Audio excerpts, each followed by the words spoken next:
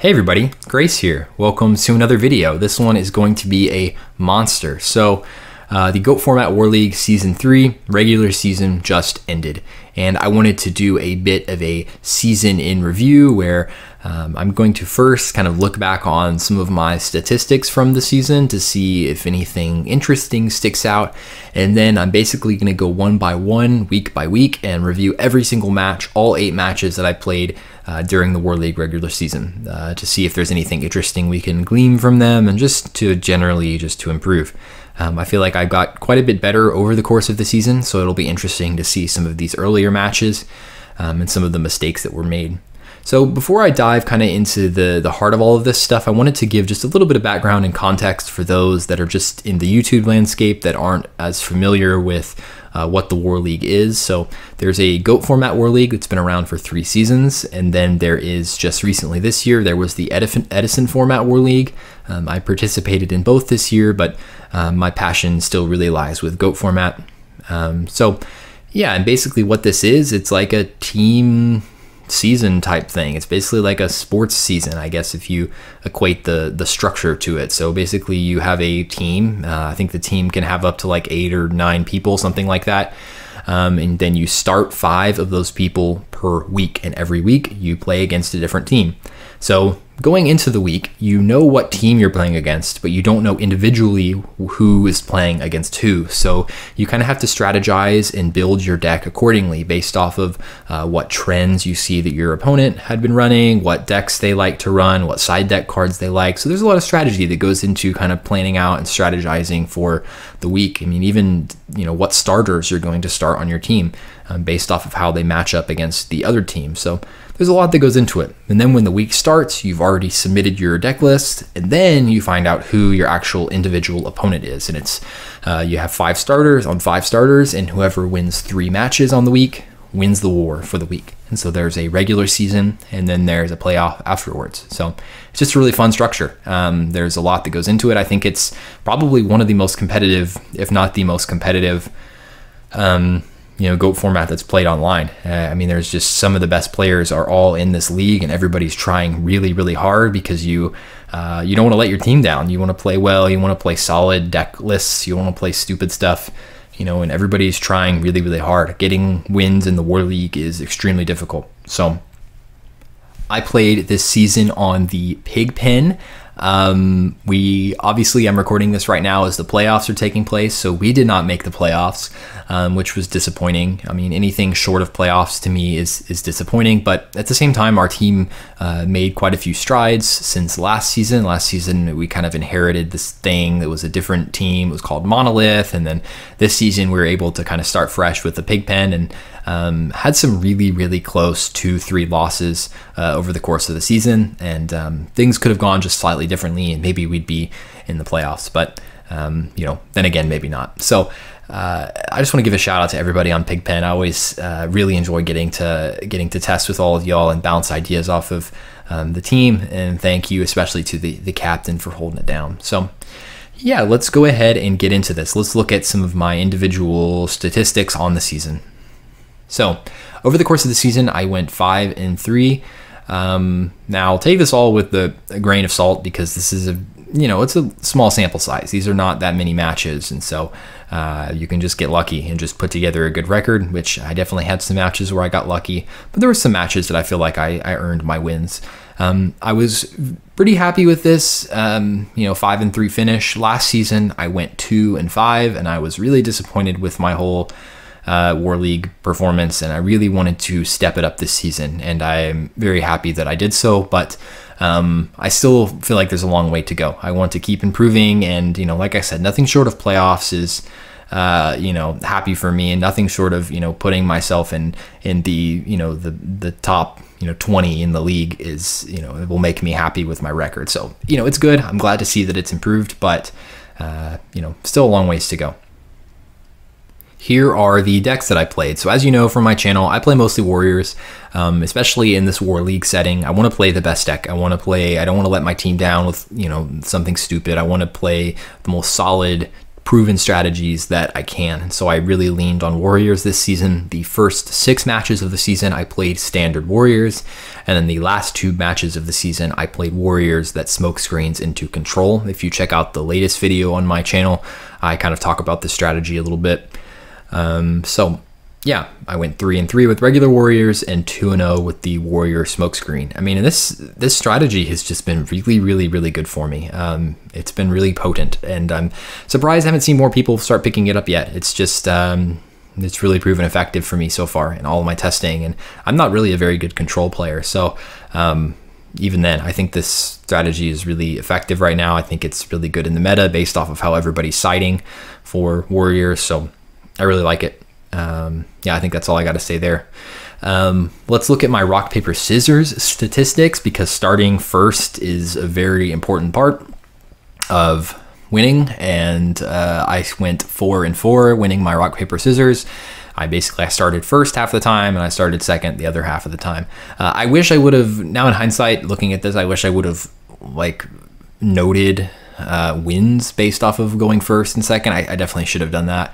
I know that there was some games that I lost going first, and I know that, or some matches that I lost going first, and I know there were some matches that I won going second. So it wasn't completely 4-4. So that is the rock, paper, scissors statistics. Next, we'll look at my team record. We went 4-6. So obviously didn't make the playoffs. Some really close, heartbreaking 2-3 losses early in the season really set us behind early.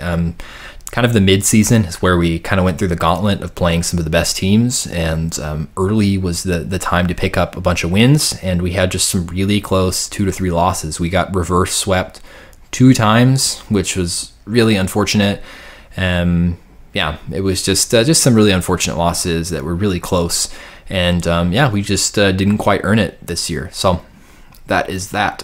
Next up, we will look at the matchups. This is what I played against. I played 4 matches against Chaos Turbo. I went 2-2.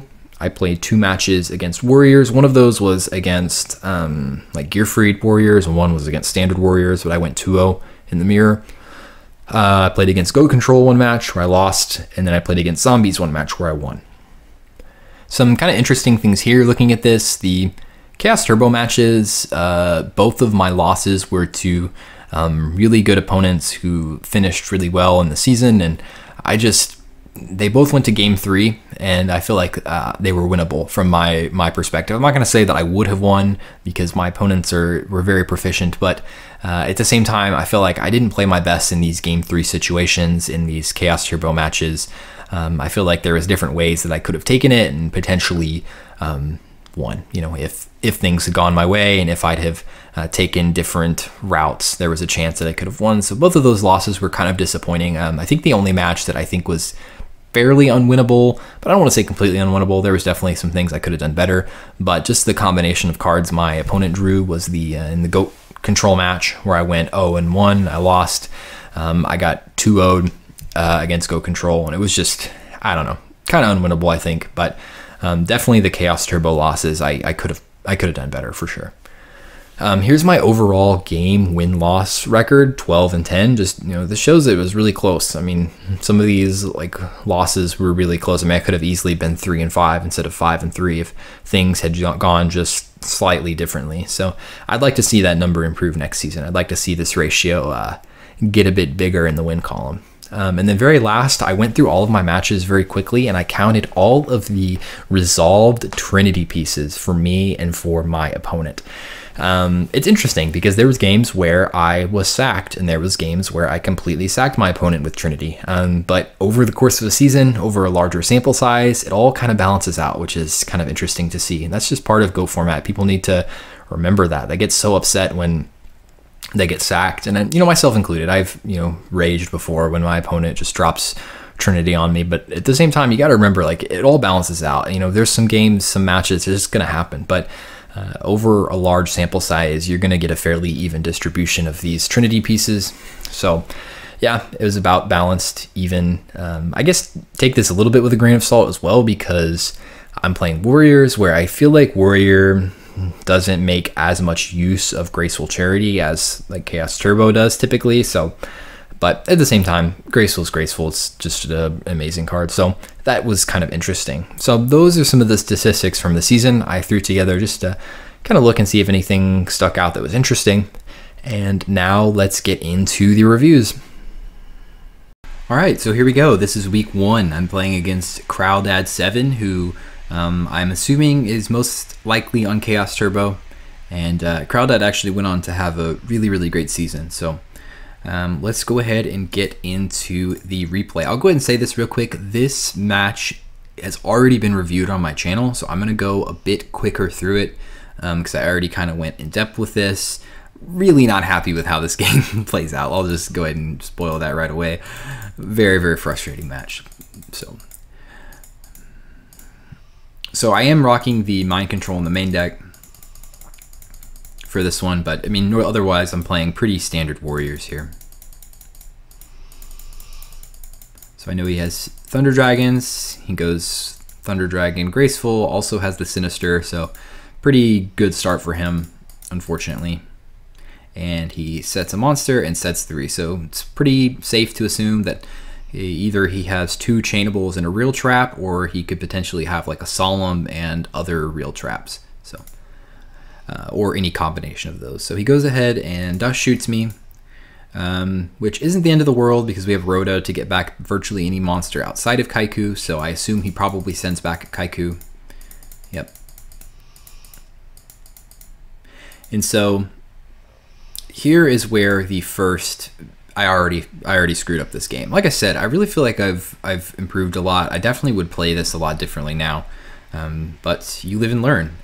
So right here, this is kind of an interesting, and then we get dust shooted again. Okay, that's right. So he knows our hand. He knows we have Mind Control, Solemn, Rhoda. Now, I think the play is just rip the Mind Control, right? We have the Mind Control in hand. He knows we have it, but he didn't know before he set his first monster, so we might as well rip it.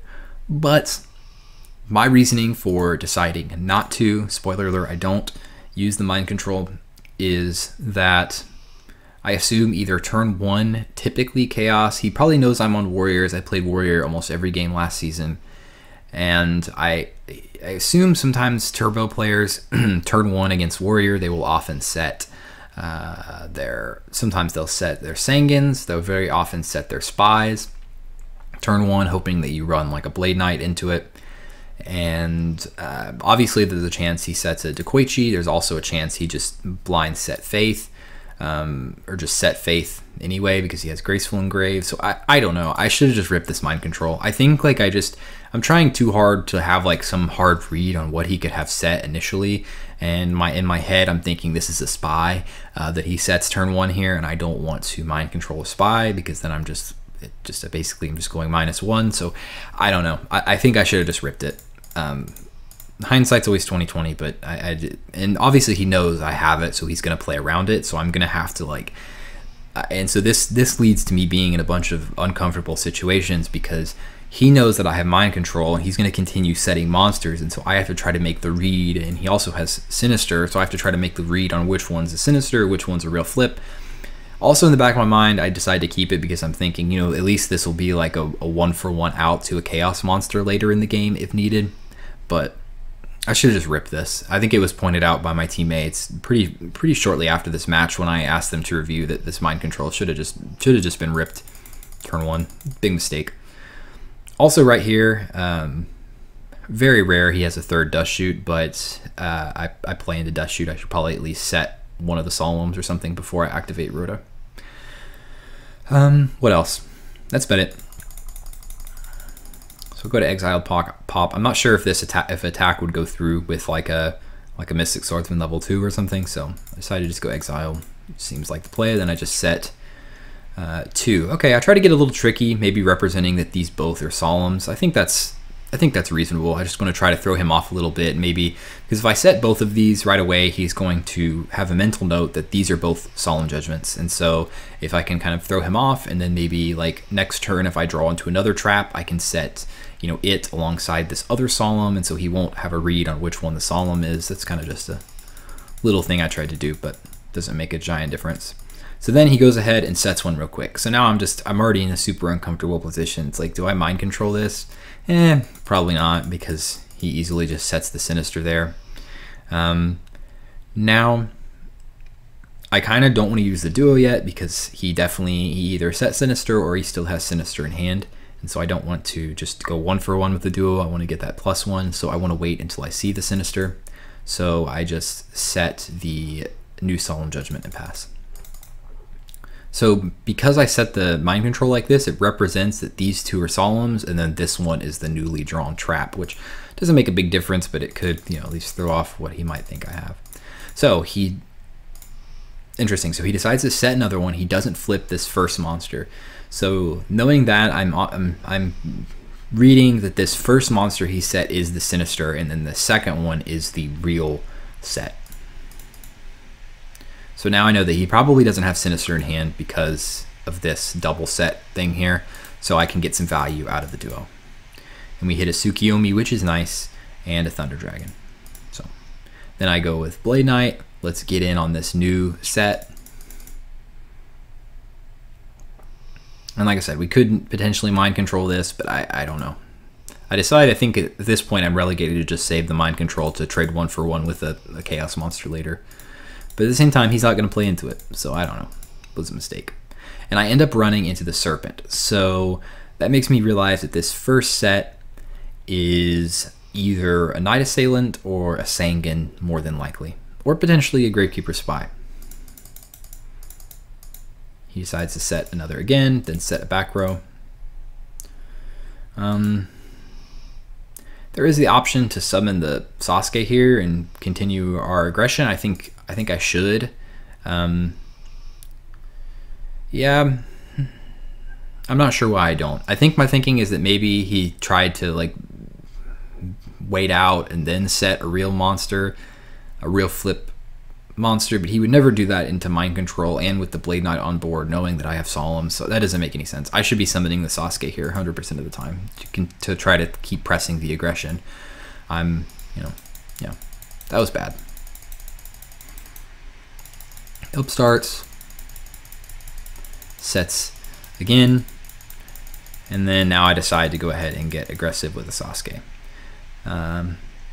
Unfortunately, he has Torrential, and I know that one of these is probably the Sinister, and I know that the first one is probably a Night Assailant at this point, because he would have flipped it in one of the previous turns, I believe, if he had it. So he's just going Mega Plus here if this Torrential goes through. So I have to Solemn. So now I decide to go into this first one, just in case it is a Gravekeeper Spy. I go in first with the Blade Knight, so that way I can at least get the hit in with the Sasuke. And unfortunately, he has the other mass removal trap in Mirror Force, and at this point, I'm just committed to keeping my monsters alive, so I need to Solemn that. And we run into a Sangan. So things are pretty much going about as bad as they can here.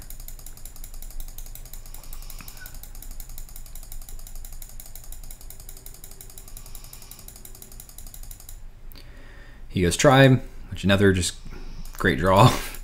And yeah, I have nothing. I use my Solemns. So he gets a nice big plus there. Drawn to Sakuretsu, which will keep me alive for another turn. I thought about the possibility of going, like my premature burial's dead now, but I thought about the idea of maybe going Mind Control, ditch the Sasuke to kill the Tribe, but just doesn't seem worth it.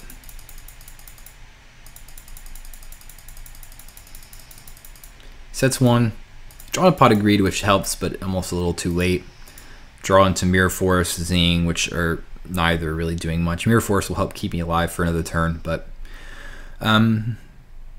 so now, because both of my monsters are gone and I haven't used this Mind Control for like 15 turns, and he really hasn't set an actual flip monster, this is when I try to go ahead and make the hard read that his set is Mind Control. I mean, I'm in a horrible position, so I just need to make something happen anyway. And it's the Sinister, so I don't hate using the Mind Control there. I have to use it at some point. I'm about to die, so yeah, then he goes heavy. So game one, really frustrating. I put myself in a horrible position by not using that Mind Control early. It's interesting how one little misplay like that can snowball. A pot of greed to start off, always nice. So I go ahead and set. I decided to hold the Solemn. Interesting. Why would I hold the Solemn in hand? I'm not sure. I don't hate it either. Yeah, I think setting the Solemn here is the move, because even if, yeah, I don't know. I think I just didn't want to put myself in a position where he might have heavy, and so if, you know, I'll activate Dust Shoot obviously in a standby, but then if he heavies, I have Solemn Ring. Do I Solemn just to protect my ring? That's going to put me low anyway, so I guess that makes sense.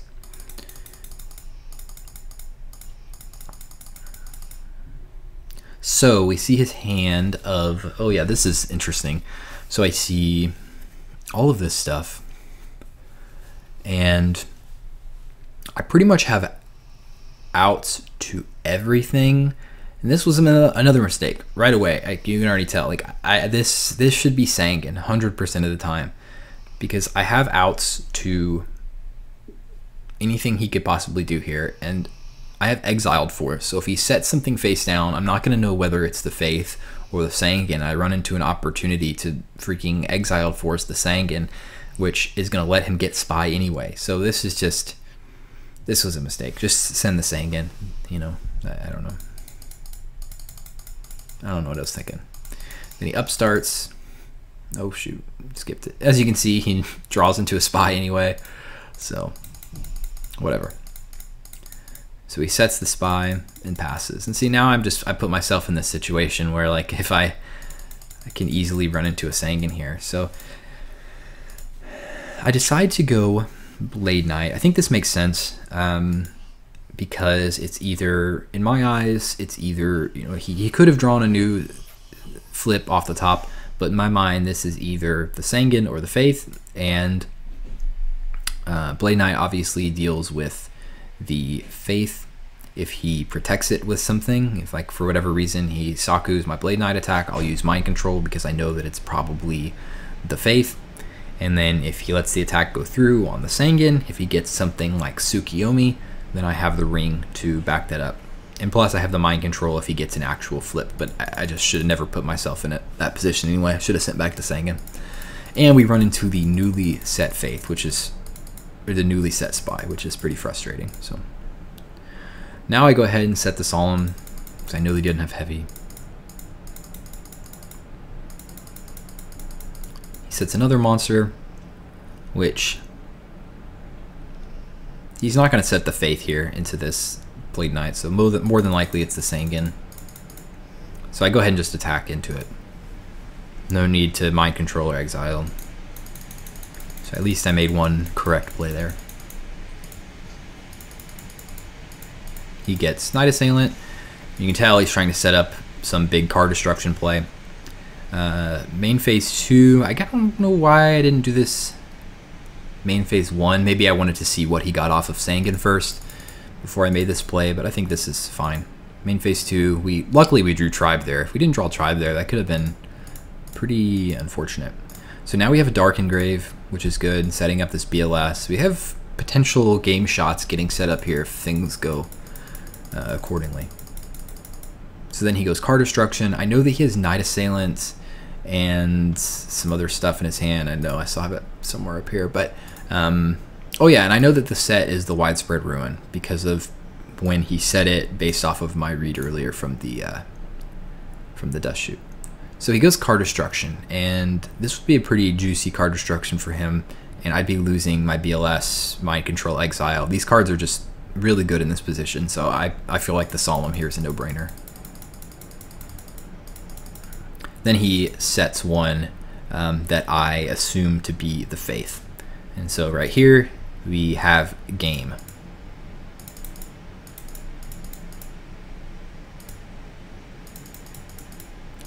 So Mind Control the Faith, make sure that it's the Faith before I do anything else. I know that the set's Widespread Ruin, so I can use this MST at basically any time. So I needed to get the Rhoda so that I could get another light into my hand to ditch off the tribe to get light dark engrave, and BLS ring is just a nasty combo. So ditch the Sasuke, call spellcaster, gives us light and dark, and close to 10,000 damage. So on to game 3.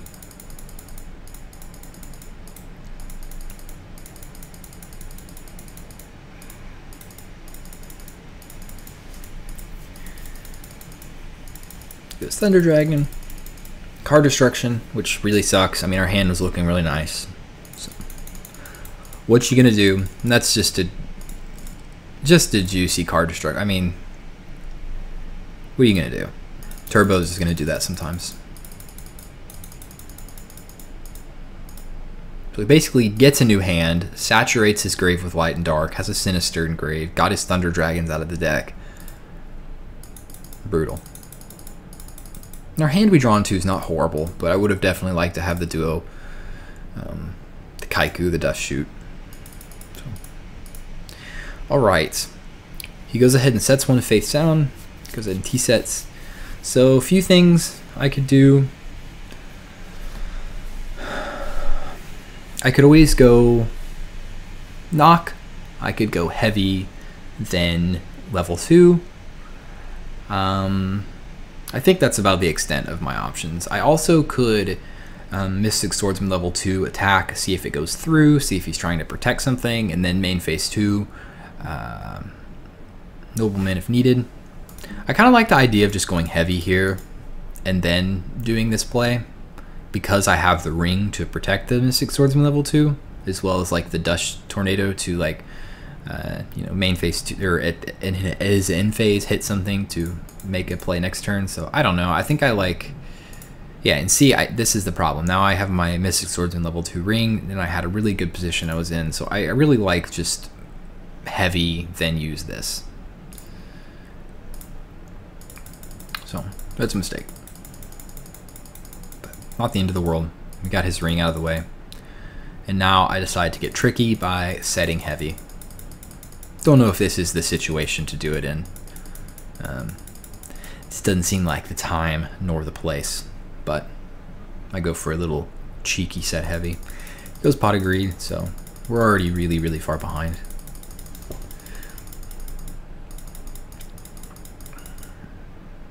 Now I decide to heavy. I'm like, let's just go 1 for 1 at this point, because I have the Blade Knight to get a nice attack into his face down. Only fear is that it's Spy, and it's Spy. So, but it's not unreasonable that he set Spy there.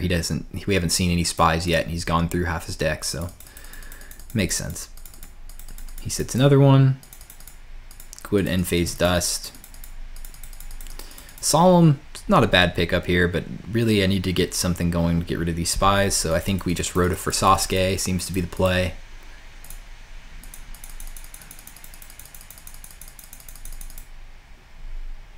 Okay, so I don't road it for Sasuke because, but this doesn't make any sense.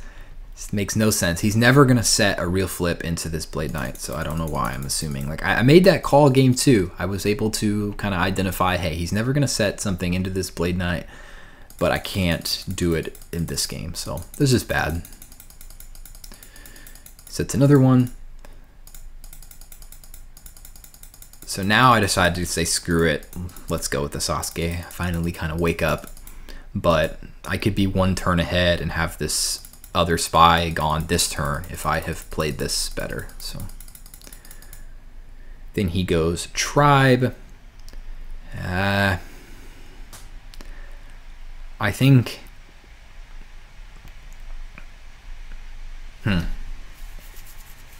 yeah, this is another just tricky situation to be in. I think that I need to solemn the Tribe here, because I'm going to lose both of my threats. I'm going to lose this Sasuke that's going to be able to get through the Spy. I end up being too patient here, just trying to save it, because my thinking is that he definitely has some sort of Chaos Monster in hand. He's gone through a lot of his deck. He either has BLS or Sorcerer, and I need to make sure that this Kaiku attack goes through in order to make sure that chaos never happens, or if he does chaos like main phase 2 or something, I need to make sure that I have the solemn for it. And but I think I just have to solemn here regardless. I'm just trying to save it for the chaos push to make sure that this Kaiko goes through to prevent a chaos push, and I think I just should rip the solemn there. Right here I decide not to summon the Kaiku. I guess that's reasonable. He just set another new one, and we saw that he's siding into battle traps, so I'm going to make sure that this Zing is live first before I go in with the Kaiku.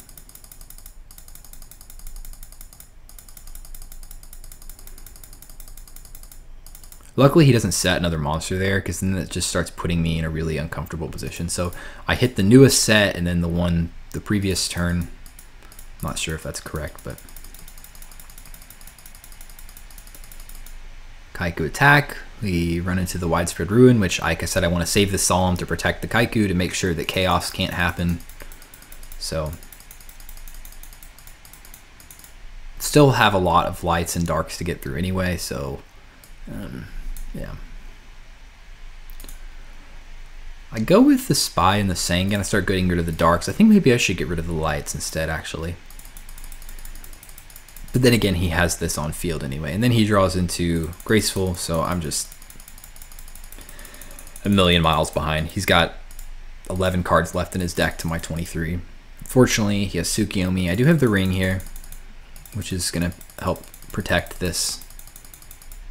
If we can just keep this Kaiku alive. But unfortunately, he main phase 2 goes with the BLS. So I don't think if I would have solemned, the tribe would have made that much of a difference anyway. He's had the goods, so. And now this is just slow death. I go ahead and go. There's a couple things I could do. I think I explained it in the first video why I end up doing it this way, but.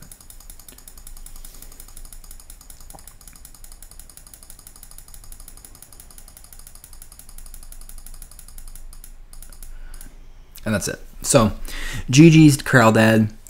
Very frustrating game. Very not a fun way to kick off the season.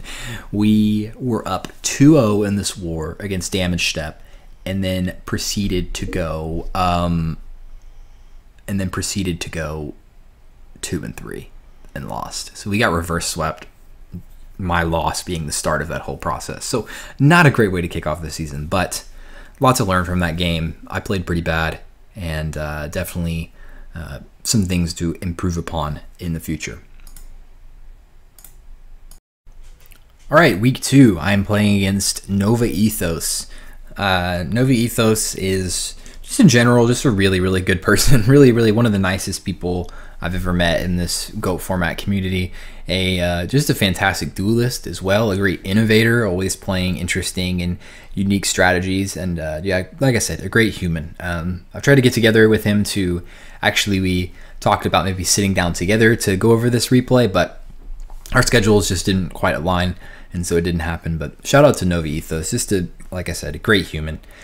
So he didn't play week 1, so I wasn't sure what deck he would be on week 2, but my initial assumption was that it would probably be zombies, because he's played that in the past. I think just 2 or 3 weeks prior to this match, he had top 8'd a Patreon World Championship qualifier playing zombies, and so being totally honest, I had his list pulled up in just another tab just so I had it. Yeah, you got to always see what your opponent could potentially be on, look at their old deck list to see what they could potentially be running. So that keep that in mind as this match goes on. So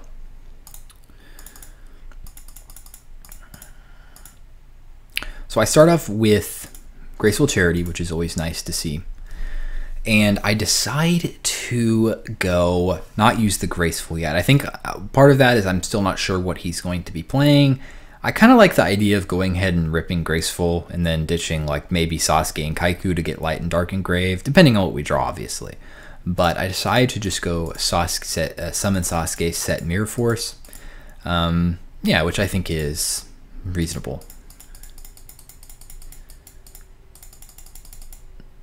He brings out Regenerating Mummy, which does indicate to me that he's on zombies, and I know that this is, I'm assuming this is kind of the aggro version of zombies, helped popularized by NovaEthos and Alephia 2 and others. So it goes in attacks. I'm fine to trade 1-for-1 here. I mean, really, I want to make sure that this Kaiku stays on board for a bit, because now that he has his zombie engrave, I know that that makes his Book of Life live.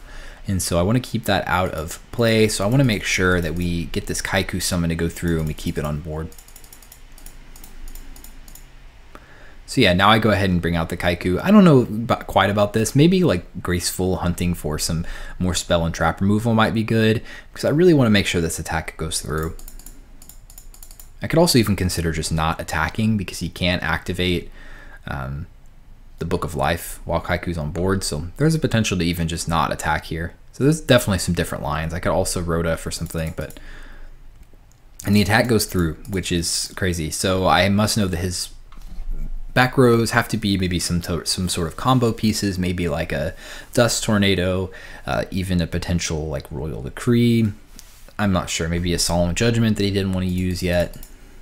So now I set the Dust Tornado and we run into the Zing, which not good. So he gets a nice +1 there. Then he goes back with the Mummy, and unfortunately we don't have a Mirror Force to protect that anymore, so then he sets a third. And we get Dust Shooted. So he's going to send back Tribe, because I can always search Mystic Swordsman level 2 off the Rhoda anyway, and Mystic Swordsman level 2 isn't doing a ton here, so... Now that he knows my hand, I think this is the good time to go ahead and Graceful now, because we want to kind of create a new hand that he doesn't have knowledge of. So he lets that go through, thinks about it for a second, so it's good to maybe consider that this could be a Solemn that's set.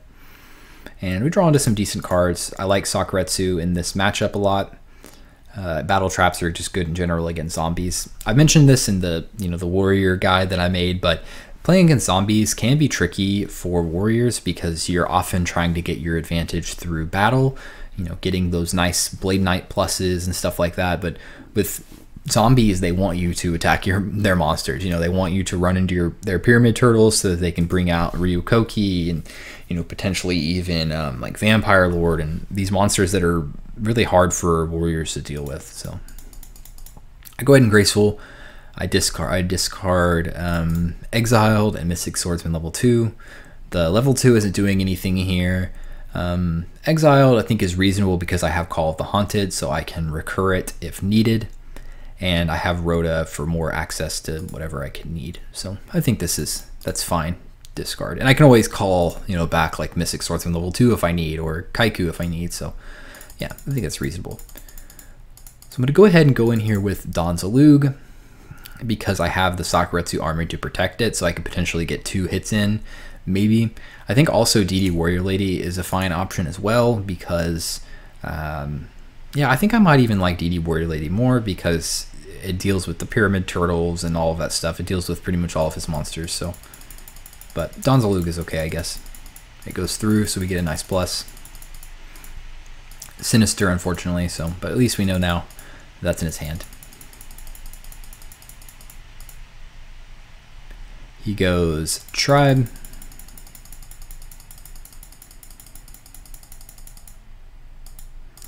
Go ahead and let this attack go through. Because I have the Call of the Haunted, I can potentially plus back over the top with a Kaiku or something, which would be really nice. So he sets another one.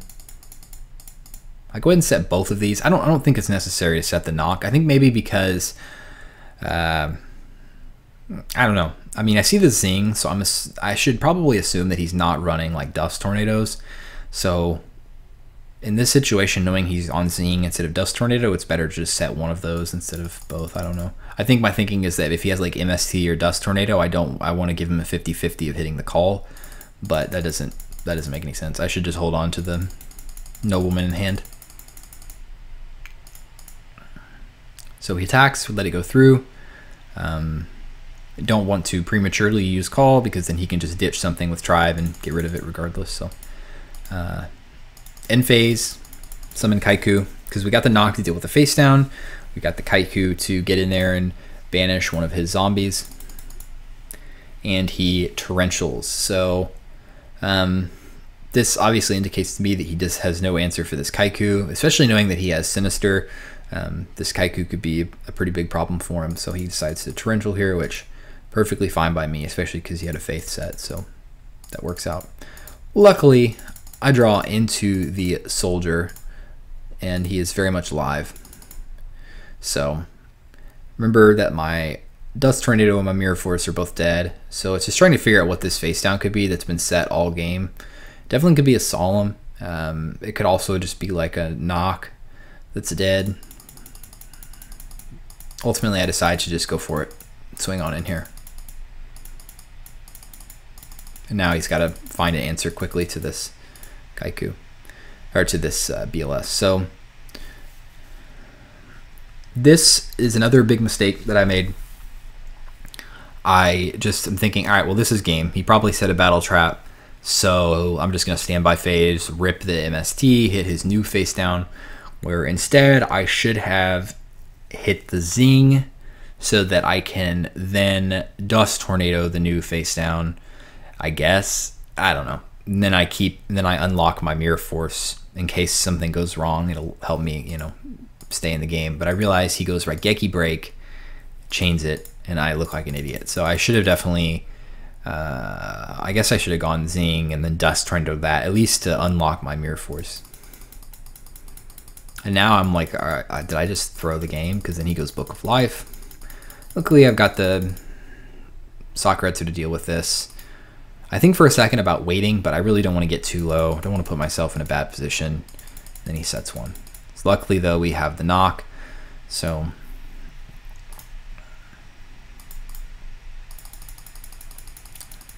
Blade Knight, knock, and that is game. So he must have had, I forgot to look what he had set. It must have been like a Nobleman or something that was just dead there.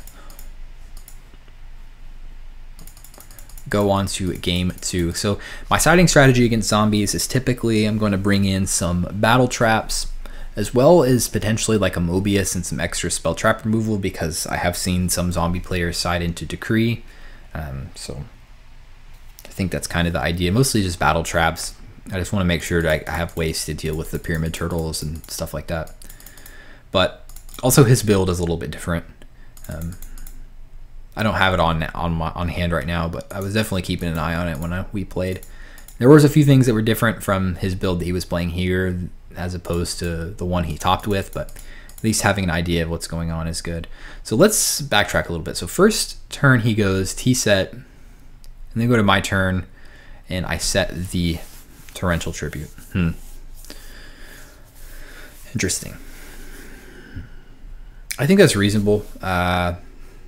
I think because I know that he's siding into spies more than likely, so there is a chance this could be spy, and obviously it's easy to say because I can see the 1200, 2000 defense, but I think that's why I go ahead and do that. Also, like, he could easily be setting like Pyramid Turtle or something here to try to get me to attack into it.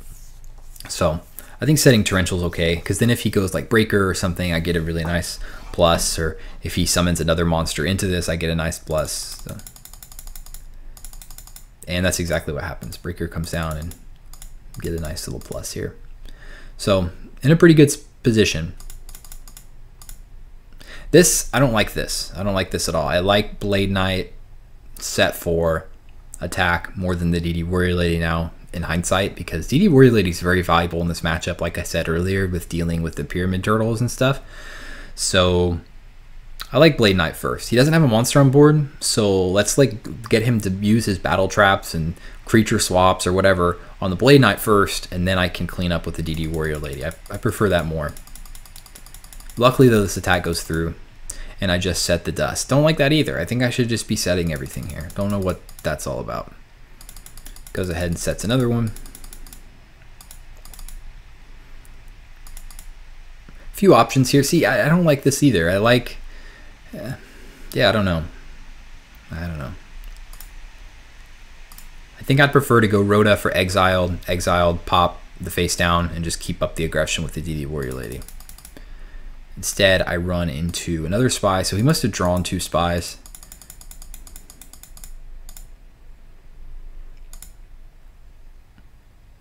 I decide whether or not to use the Warrior Lady effect. I ultimately decide to do it.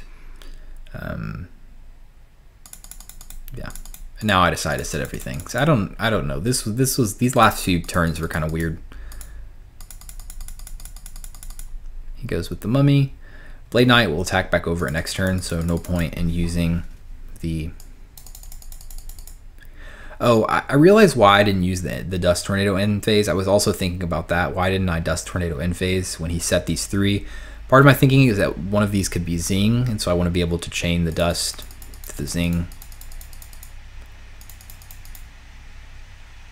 So I'm kind of working off the assumption that this attack probably won't go through, but I'll be able to just search another Blade Knight or something with the Rhoda regardless. Next turn.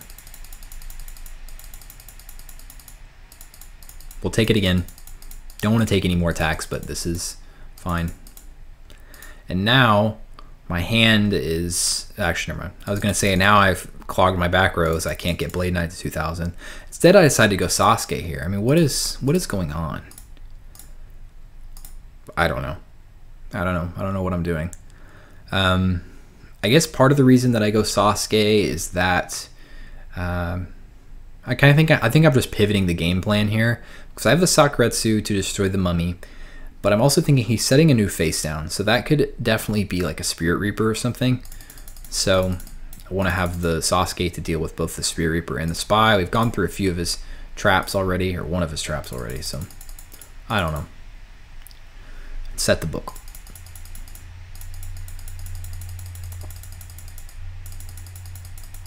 Go Sangan. So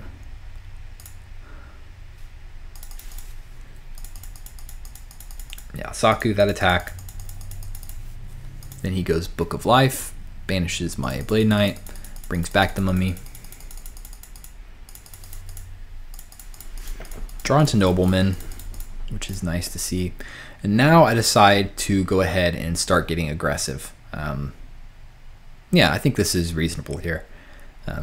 We've got some really good back rows to protect everything. We got Dust, we got Book, we got another Dust, we got Solemn. And so I decided, let's go ahead and get the Mummy, let's Nobleman this face down and start getting really aggressive.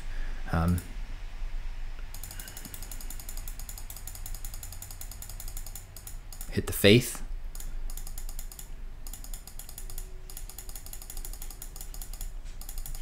Whatever he searches, we have answers to regardless, so. Which, see, I don't know about that. Maybe I shouldn't have made this whole play. I don't know about this.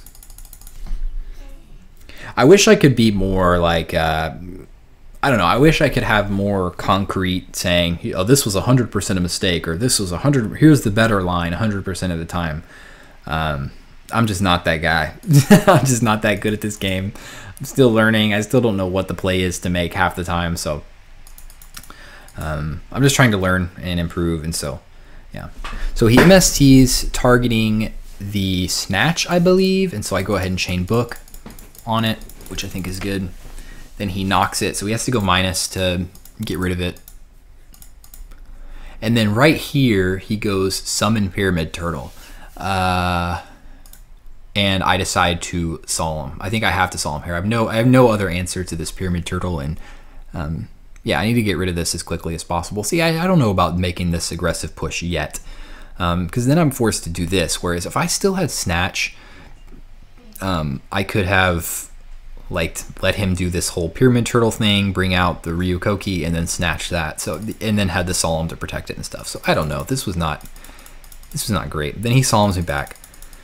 So now I just don't have an answer to this, and I held my Dusts for too long, so now I'm screwed and I draw into 7 tools. I knew he has Solemns in the deck, so I like 7 tools against that, and so kind of in trouble here. Decided not to set it because I'm gonna Dust Tornado whatever he sets regardless. So yeah, I just don't have an answer here. Definitely a misplay. Now watching this in hindsight, I definitely think I shouldn't have used the Snatch at that point in time. Luckily drawn to a knock to deal with the Reaper, but not that it would have made a huge difference. So he's thinking about it. says, damn, this is a tough spot. Obviously, I don't want him to attack, or I just die. So I try to play little mind games. Don't overthink it. He decides to summon another monster because he knows my Torrential's gone. He's just concerned about Mirror Force, and I think he's probably trying to calculate whether if I have a Sakuretsu versus a Mirror Force, what are the chances he wins or loses based off that. So then he turns that to defense and attacks, and I lose. I mean, I think I just lose there regardless, but I was just trying to maybe get him to not attack or something. You gotta try to do something. All right, we're on to game 3. Definitely bit of a misplay with the snatch in hindsight. Okay, and then game 3, and obviously well played to NovaEthos. Game 3, we got the juice. So I like the Zombira, at least against this version of zombies, because it deals with the 1800 guy. And so I decided to go ahead and set all of these. I think I could like summon this just as like just to put a body on board and to use my normal summon to protect my life. But I have all these battle traps, so I don't really see the point in that. And also there's like a chance that this could get like creature swapped or something, which would be unfortunate. But regardless, like having all these battle traps and being set up like this is just fantastic. We have the 7 tools to deal with the Zing, and this is just a really, really good hand against pretty much anything that he can do outside of him just dropping all his Trinity pieces. Though I do have to solemn the heavy. He goes Giant Rat. And then just trade 1 for 1. Let's just minimize the game state here. Because typically in like a top decking situation against zombies, you'll usually win because sometimes they have a lot of combo cards like what is it? Sometimes they'll just draw their tribute, not the tributes. They're like zombies they want to bring out off of Pyramid Turtle. Like sometimes they'll just draw Ryukoki, or sometimes they'll draw into like a dead Book of Life and stuff. So where most of the time these cards will be a bit more live. So here's the play that I should have made turn 1 that I decide to make now. Don't set the ring because we know that Heavy's gone. I know that he runs Magician of Faith. There's a chance that we could get heavied again. He goes Sinister, so I know there's a way that we could potentially get creature swapped here, which is what it comes down, and he attacks. Interesting. Do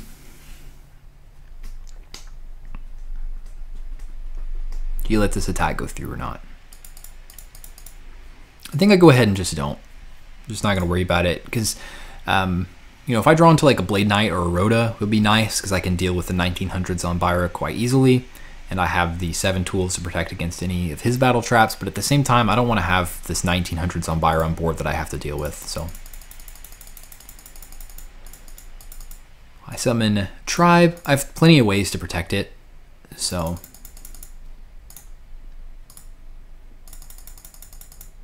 I think I could probably keep the Sinister and attack and keep attacking here. If he had like Light and Dark Engrave, I don't think I'd want to in case of some BLS push or something, but I don't know. I don't know why I wouldn't keep attacking with this to get some more damage. I'm just going to use the ring or the book on basically anything he does. So sets 2.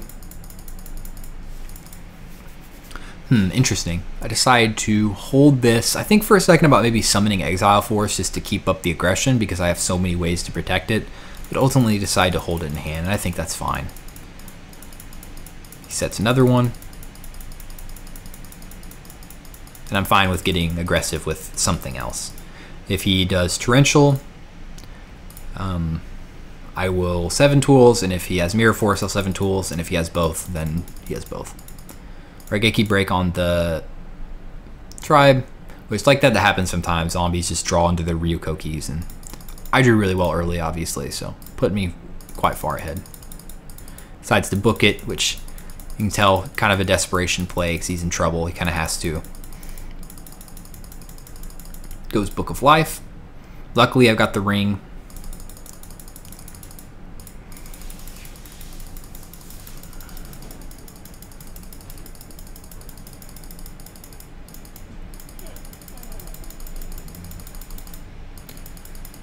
And that'll leave me with 100 life left after I use my thing. So, go Exiled. I think I should.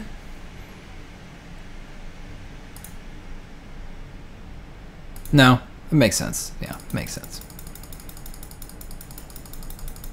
We set the Solemn, and because of Solemn, that's just game. So, GG's to NovaEthos. Kind of unfortunate that I basically sacked him game 3 because we had a really good match going. And yeah, just once again, just a great person. Really always like playing against him. And yeah, so GG's. And that is it.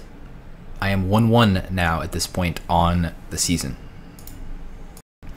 Alright, week 3. I am playing against Zazzles, who I know typically plays Gearfried warrior.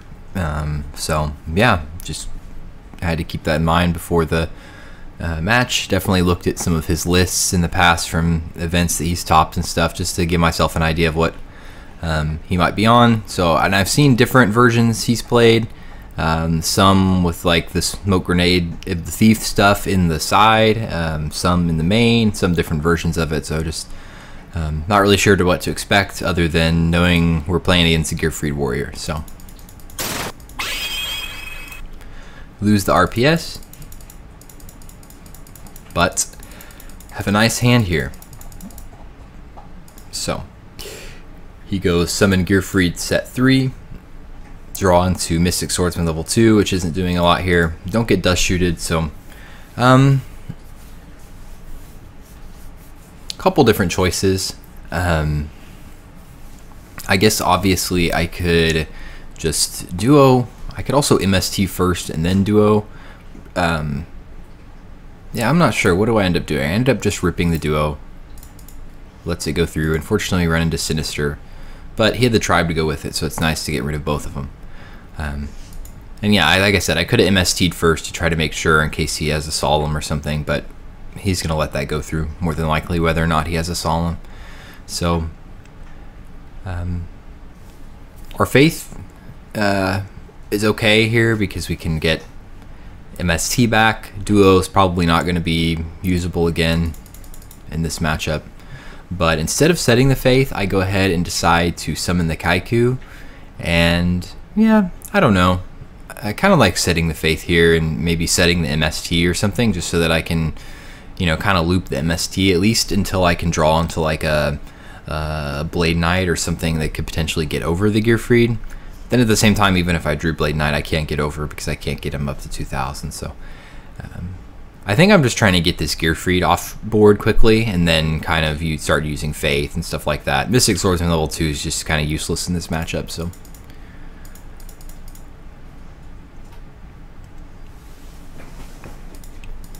So when he says damage step, I know he's going to bring the whatever blast with chain in here.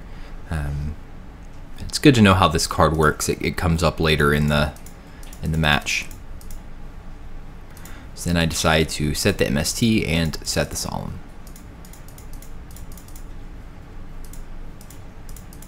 This attacks, nothing to really do here. Drawn to Donzalug, which isn't doing a lot. But now's the time to set the Faith.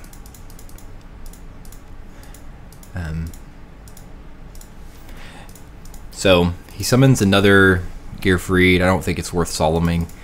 And now I have a couple options. I could either MST and like once he enters the battle phase to hit his newest set and then just recycle the MST with the Faith, or I could potentially get Duo and just go 1-for-1, but he definitely could just have like a, I don't know, another spell and trap he could set. So yeah, see, this is not good. I don't know why I didn't use the MST there. It doesn't make any sense. End phase, decide to use the MST. Yeah, I don't get that at all. Now I draw into Blade Knight, but this is the worst Blade Knight because he's a 1600, and I'm dealing with both of these Gearfrieds staring me down, and this duo is just doing nothing. Whereas I could have at least picked off another back row if I'd have set the Faith in the battle phase. I remember when I initially reviewed this match right after it was over, I wondered why I didn't do that. It was a little strange. He summons Abyss Soldier, so this indicates to me he probably has a Solemn set if he's willing to get so aggressive into 2 sets.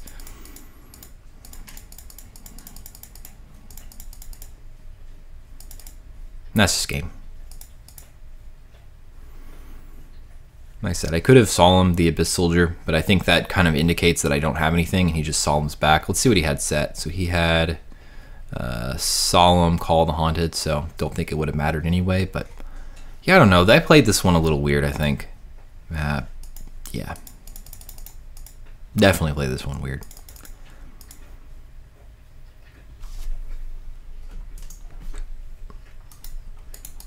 So I sided into Spies.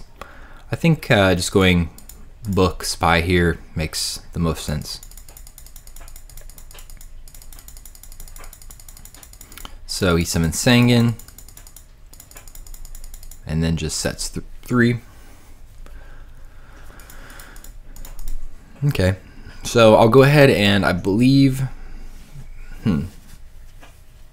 yeah, so I remember thinking about this as well because we have this Pot of Greed Heavy Storm combination, and so there's the potential to go like Pot first, bait out the Solemn, and then Heavy, but then if after I do that, I'm really not like gaining that much in card advantage. It doesn't really net me a ton, so I decided to just go like here, just standard Heavy. Like if it goes through, obviously it's amazing, but more than likely it's not going to. So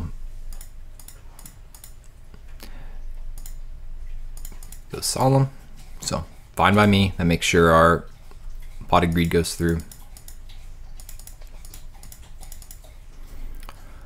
Decide to set Mirror Force.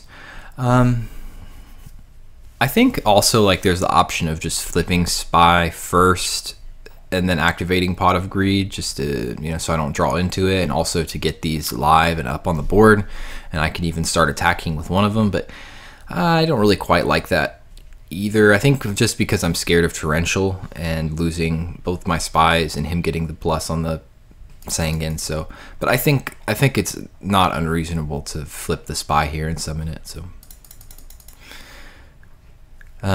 So he goes Heavy, and obviously not a ton to do. Obviously I could like chain Book on Sangan, but what's that going to accomplish? And also I'm keeping in mind that he could always have Blast with Chain here. So if he chains Blast with Chain, targeting his Sangan, he could destroy my face down monster. So I want to wait for the Blast with Chain to use the Book of Moon, so that way it doesn't resolve. Boom. So he brings out Mystic Swords in level 2, then brings in summon Sangan.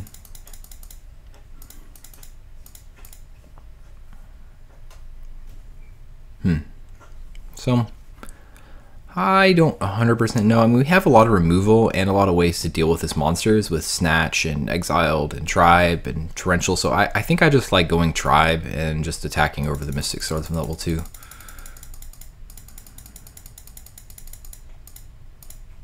We saw that he used Heavy already. I don't think he's siding into Faiths or anything, so fine to just set all 3 here. He sets one face down. Don't know what it could be, but I definitely don't want to risk it being like a Faith. So, oh yeah, I decide to kind of see what he gets off of his Sangan verse before I do that. And set everything else. This all seems kind of standard.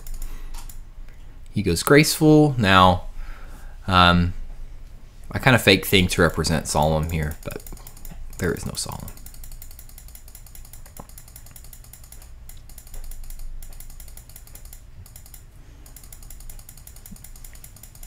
Sets 1 and passes.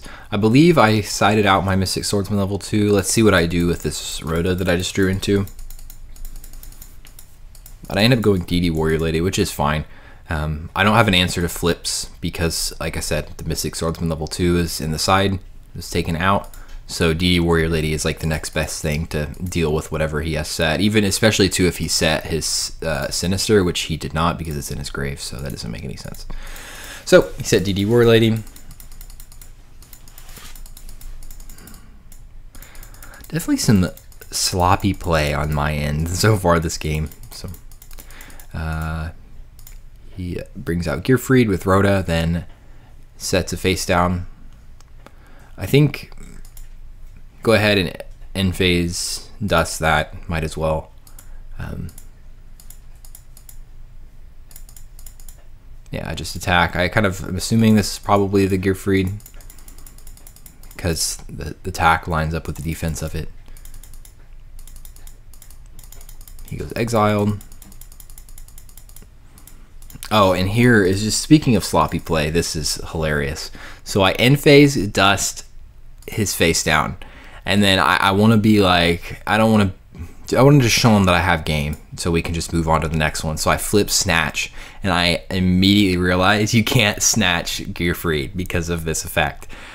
Now, I don't know. He could have maybe sharked me on this, and I don't know the whole like ruling. I think it's just like an illegal activation because I did it in his end phase, so it wasn't ever possible for me to activate this anyway. In that case, maybe if I had gone to my turn and tried to use it, then it would have been easier to. But he didn't say anything. I just question mark, and I was like, oh my god, I'm an idiot. So. Yeah, and I remember thinking about this before the match as well. As I every time I played against Gearfried, I've tried to use snatch on him, and I told myself before this match, don't try to snatch the Gearfried, and I did it anyway. So now, like, he knows I have snatch, so he's gonna play in a way that would, play around it, but plays into torrential. So.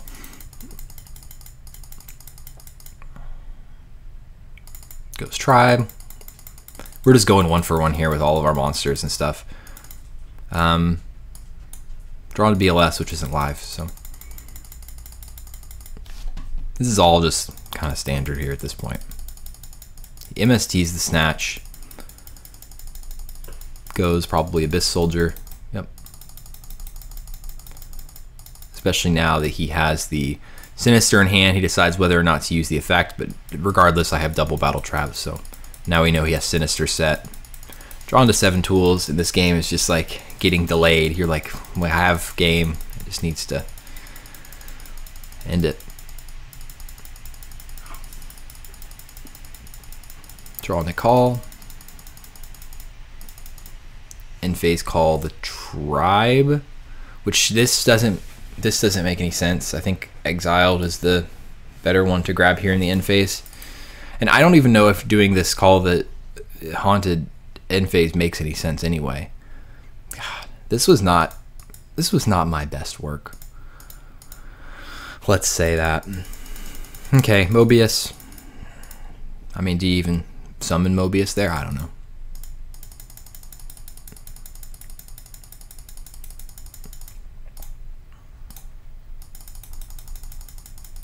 This game has basically just been like I got my +1 with Pot of Greed early in the game, and then I got a plus off of the Torrential, and I've just been coasting, playing not my best anyway. Solemn's a nice pickup here. He goes Call Haunted, we go 7 tools. And then that's game because we finally drew into another monster. It's a normal summon. So, we win. But man, watching this back kind of hurts. I know I don't have a ton of great insight to offer on this match so far, mainly because I don't know what I was doing or what I was thinking. I realize, like, when I make these videos, I like to talk about myself as a player and how I change as a duelist. And I'll tell you one thing that I am, and that is inconsistent. I feel like I have matches where I really am locked in and focused and making the correct play a lot of the time, and then there's games where I feel like I'm just coasting, playing complete autopilot, and I know everybody does that, but I feel like I do it more than others, and yeah, definitely was happening this match for sure. So all right, he goes Gearfried, set 1, and we draw into just a busted hand. So go ahead and rip Duo right off the bat. Pot of Greed. So I set the Torrential, hoping that maybe he like summons something next turn, which I think is reasonable. He end phase Blast with Chain to destroy my Torrential, which that's fine. We've got ways to deal with his monsters. We just want to be careful not to get too low because I have Prima in my hand and stuff. But so then he goes set 1. So now I like the play. Like I said, I think I still have Mystic Swordsman level 2 out, which maybe could have considered bringing it back in, but I don't think it was completely necessary here. But if I had it in the deck, the best play obviously would be just MST, Rhoda, Mystic Swordsman level 2, hit the face down, then set the Saku to protect the attack back over with the Gearfried. But so I make the play with Zambira instead. And so I'll just kind of ignore the face down here and get that plus with the Zambira. So he sets another one. Go ahead and just start pushing the aggression, I guess. I think that's reasonable. So he goes, I run into Spy and he says no target. So I feel like, man, this poor guy drew double Spy while I'm sitting here on 2 pieces of Trinity, the 2 best pieces of Trinity for warriors. So he goes Abyss Soldier. This is kind of interesting. Could Saku this or maybe not. I kind of like, I don't like using DD Warrior. I don't know what I do here. Yeah, okay. So I think Saku's good. I don't like using DD Warrior Lady's effect here because, you know, if he's going to have to out this, I would prefer it to go to Grave to get, you know, this Premature and Call the Haunted live because those will just be easy, like 1-for-1 trades. Luckily, I draw into like the next best card in my deck, which is Sasuke. And not concerned about Torrential or Mirror Force here at this point because that just makes BLS live. So, I mean, this game is kind of over at this point just because what I drew. Go ahead and set Call the Haunted instead of going Prima. I don't know why I do that. Maybe to like play around Heavy Storm or something, but yeah, I don't know. I don't know why I did that.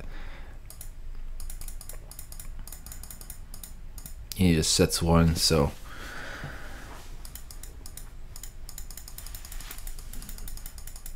yeah. So now I use the call, tack into one of them. I think there's definitely the potential to DD Warrior Lady the next one just to get them out of there as quickly as possible, but I think it's okay to not as well. Draws into Graceful. Pot. But it's one of those things, sometimes like you'll get these cards off the top, but your opponent has already just, if your opponent got it earlier than you, sometimes they'll be able to just have more card advantage regardless anyway. So definitely now though, like we see that Torrential's gone, so our only fear is Mirror Force. And so basically I'm just gonna dig further in the deck here for some spell and trap removal, plus like this will allow me to get a Dark into the grave, not to mention I just drew this, which is really nice. So we'll definitely get rid of these excess monsters that are clogging the hand. Don't draw into any spell or trap removal. So right here, like I said, no Torrential's gone. So I'm going to try to snipe the Mirror Force with the Breaker, but he flips Bottomless Trap Hole, which I was not expecting. So I'm still expecting a Mirror Force here, and that's fine. It doesn't really matter at this point. I could always like main phase 2 BLS, but just going to play it standard. He's Call. Now that he used Call, we kind of know what we're dealing with, and it should be pretty easy to wrap this up here. Yeah, and just BLS, summon a monster, and that's it. So yeah, just definitely just some sackage game 3. Not my best match. Looking back on this is not the cleanest, and I apologize for not having a ton of great insight to add. I just think I was playing a bit autopilot here, and you know, got away with one, I would say, with how well I drew game 3. So GG's to Zazzles, who really came on strong at the end of the season, I believe, with a nice string of wins. So on the Gearfried strategy, I love to see it. I love to see different, like, I like when people are specialists on different, more obscure decks. I feel like it can be really, really effective. I feel like people are, you know, they try something like Gearfried, they play one match of it and then realize like, it's not that good. And then they just don't ever mess with it again. But if you're somebody like Zazzles who picks a weird strategy and commits to playing like hundreds of games on it and getting really good at it, you can win against the best players. And so yeah, that is week 3. So currently 2-1 on the season. All right, week 4 I did not play, so this is week 5. I got paired against JamesArc, and I was really looking forward to this. I definitely like welcome matches against some of the best duelists. Just, I don't know, I just want to improve and get better, and I really like the opportunity to get to kind of test myself against some of the better players. I feel like it helped me focus more, where, you know, I said it in the last match, I was kind of playing on autopilot and not playing my best, where, you know, if I'm playing against somebody like JamesArc, like I really don't want to look like an idiot, and I want to even take him down. And so also, like, my closest run ever to getting an invite this year was at an obelisk, where I had a very close match against JamesArc and the obelisk that he went on to win, and I wanted some revenge. He beat me, and I actually you know, felt like I made it fairly close. That duel is also on this channel, but if you want to see just how much I've improved, you can watch that, because a lot of my observations about the game were not great, but that's why I enjoy doing this, you know, kind of looking back and seeing how we've progressed. And so I definitely was excited to kind of run it back and hopefully get a chance to take him down. So at least from what I'm familiar with, JamesArc, he typically runs, like, whatever deck he's running, he's kind of on that, you know, on that strategy for a few months and then switches over. And he's been playing a lot of Chaos Turbo up to this point, so I assumed it's the classic Warrior versus Turbo.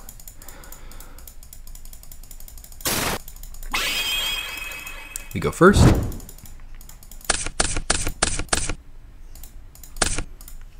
Okay, so this is pretty clear. And move on. Oops, sorry about the sound.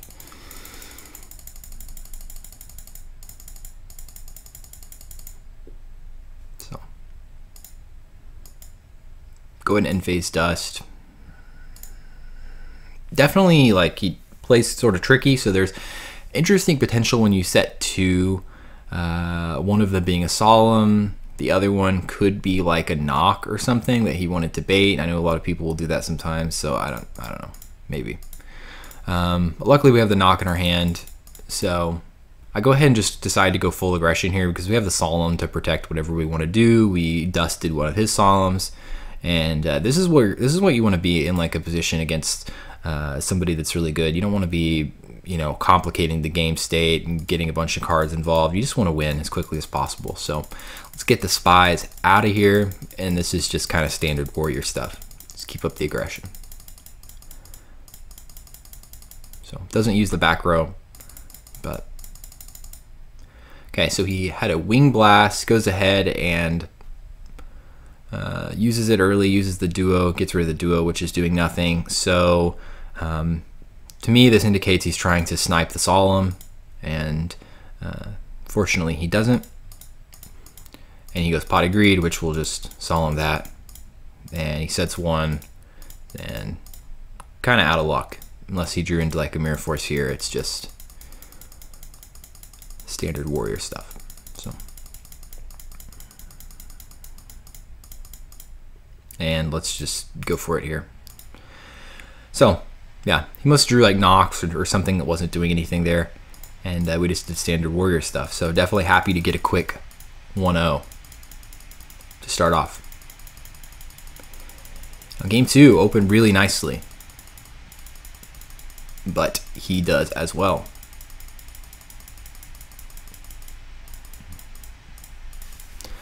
So go ahead and Pot of Greed right off the bat. It's fine.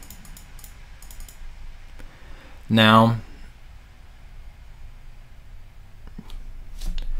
do we Graceful here? I don't know. I don't quite know if I would or not. I think regardless, I just want to go Rhoda for Exiled and just pop whatever he has set, and then, you know, set the Solemn and stuff to kind of set up our actual attacking pushes. But I do decide to go ahead and use the Graceful now. And as you can see, I kind of sided into the whole Lucas, LeBounty type stuff with the Reapers and the Mobiuses and all that good stuff, which has proven really good against Chaos Turbo. I decide to ditch the Book of Moon and the Sasuke. Yeah, that seems fair, because I have the Tribe to deal with spies as well as the Mobius, and I can always call the Haunted it back, so I think that's fine. Decide to set the Faith. I don't know if he kept the Nox in or not. Probably not. So it'd be nice to get a just nice free recycle of the Pot of Greed as quickly as possible. So sometimes like you can try to get tricky with the faiths and, you know, wait to set it and bait the knocks and stuff like that. But honestly, like I feel like here I just want to set it as quickly as possible, especially when you're on warriors, because they typically will side out their knocks, and so just doing it quick. So I feel like sometimes the best option. Flip spy.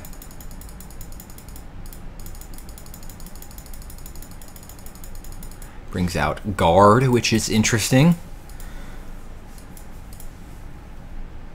And then goes Tsukiyomi. I usually seen with this, I've seen at least with Anthony Alvarado and others, the like spy guard build is a bit more of like a kind of a more, you know, mid to late game, I guess, version of Turbo, where they're trying to kind of like grind you out, and usually it runs like double Tsukiyomi to reset a lot of these flips.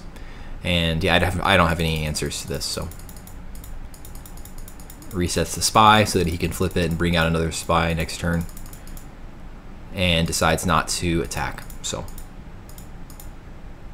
now at standby, he makes the correct read on my face down, uses Wing Blast, send it back.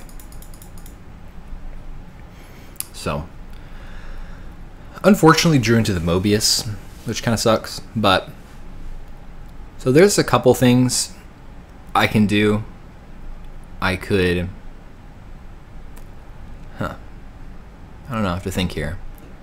I could always go like Tribe, call Spellcaster, and I could always go like Tribe, attack into this one, and then attack into the face down spy, and then he'll bring out another spy, and then I could go like main phase 2, ditch it with the, you know, ditch one of these Mobiuses to get rid of them all, and, you know, if for whatever reason this Tribe runs into like a battle trap, I could always just call the Haunted back.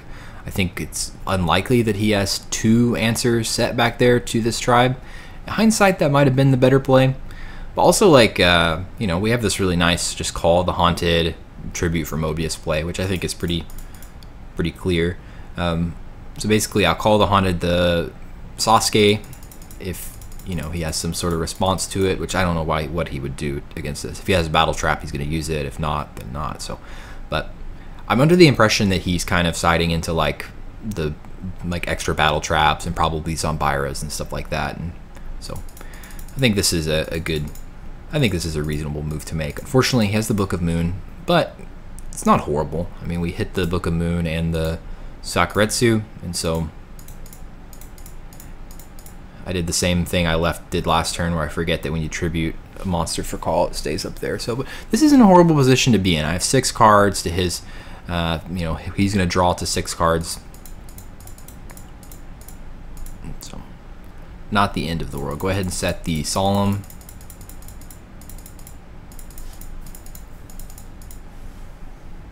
So I know that this Mobius is going to not make it. So what I want to try to do is get a nice big plus with this Tribe by hitting all of these spellcasters. So I really need to make sure that if a Tsukiyomi comes out, it doesn't flip any of these face down. So I decided to go ahead and Solemn here. I think that's reasonable. I don't, yeah, I think that's okay. Trying to get some card advantage back. I also, like, you know, this was another mistake that I made. I definitely should have used this Rhoda last turn to reset, because he put the Faith on top of the deck, and I'm already a bit monster clogged. I mean, I just feel like I should have reset the Faith. I think I wanted to draw it again, but at this point, like, he has such a board presence, I can't really afford to just set Faith without anything to protect it. I could just die next turn. So I like using the Rhoda to reset my top card on the deck. I feel like I definitely should have done that. But now we can get a nice plus with Tribe. And I can use the Spirit Reaper to help kind of stabilize. Still doesn't have like Light and Dark live yet, which is great.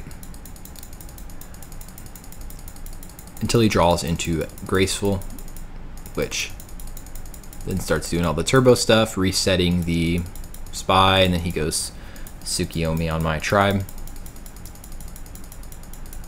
Is a bit unfortunate because now my Spirit Reaper can't really stall out in the way I want it to, but I draw into Duo, which is really nice here.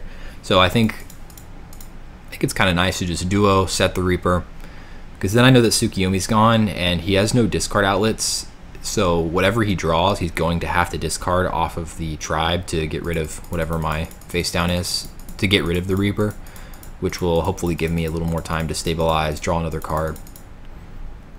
Interesting. I decided to go exile. I don't know about this. I don't know. I kind of like just setting Reaper or using Duo than setting Reaper. Because... But then what is he going to summon next turn that's going to kill me anyway? So, I don't know.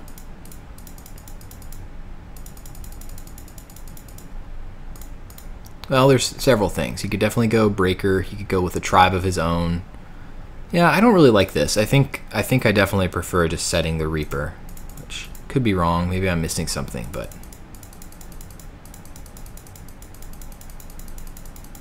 And even though it makes me low, like I feel like using this Duo is necessary here. He summons Sinister, sets another back row. So now it's between setting Faith and setting Reaper. Faith is kind of, I think, the higher risk, higher reward play, whereas Reaper is the safer play. And I go with the high risk, high reward play, I think. Don't know why I set the Nobleman here. I think maybe just to, like, you know, bluff something so that I don't lose next turn, but he's going to go for game regardless anyway, so. Go ahead and knock the face down, which is a nice time to find that. I didn't want to flip the Reaper yet because I didn't want to lose. Yeah, this was weird. I don't know. I don't know. I think I definitely would have played some of these turns a little bit differently in hindsight. I don't want to die, so if you know, I'm worried about him like top decking a monster, so I don't want to flip Faith yet to like get a Pot of Greed. But Pot of Greed could definitely draw me, or even Graceful could help draw me into some, you know, some defensive options. I haven't gone through many traps yet, so there's definitely the potential I could draw into more. And like, if I was so worried about not dying, then I wouldn't have made the play that I made last turn without, you know, without summoning the Reaper. So I don't know. I think this was kind of a mistake and kind of inconsistent reasoning on my part. I think I should go ahead and flip the Faith there. But I guess good thing I didn't, or I would have died. So, well, that's not true. It depends on what I would have drawn off of the Pot of Greed.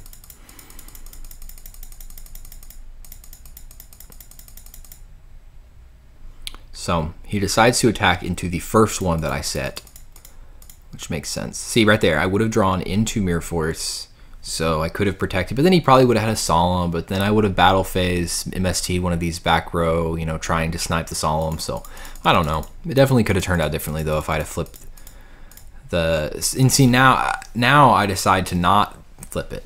I just should do it now because then I have something to protect it with. So I don't know. Definitely some misplays here. Once again, he snipes the Faith. Unfortunately, nothing I can really do.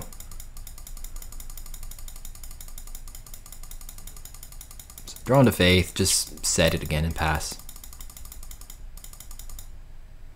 BLS comes down.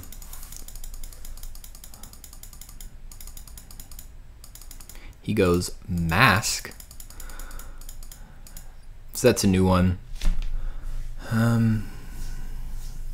I believe he got back a Wing Blast off the Mask. I wasn't paying attention, but yeah, I think that's what he got back. And so I know that this newest set right here, yes, is a Phoenix Wing Blast. So I decided not to end phase dust it. Maybe I should have, but I didn't know I would draw into Snatch there, or end phase MST it. So now I decide to do this. Basically because like Snatch is my get out of jail free card, but I know that he has Wing Blast. So what I need him to do is Wing Blast the Reaper instead of the new back row to protect in case he has any answer to the Snatch. And he does. So that's just game. That was a pretty blunder type game. That was not great.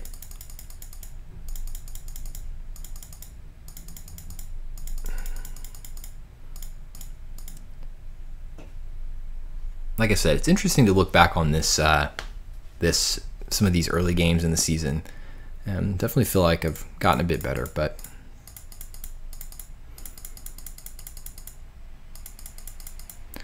go ahead and Rhoda first before I use Graceful, I think, just to set up this light and dark as quickly as possible.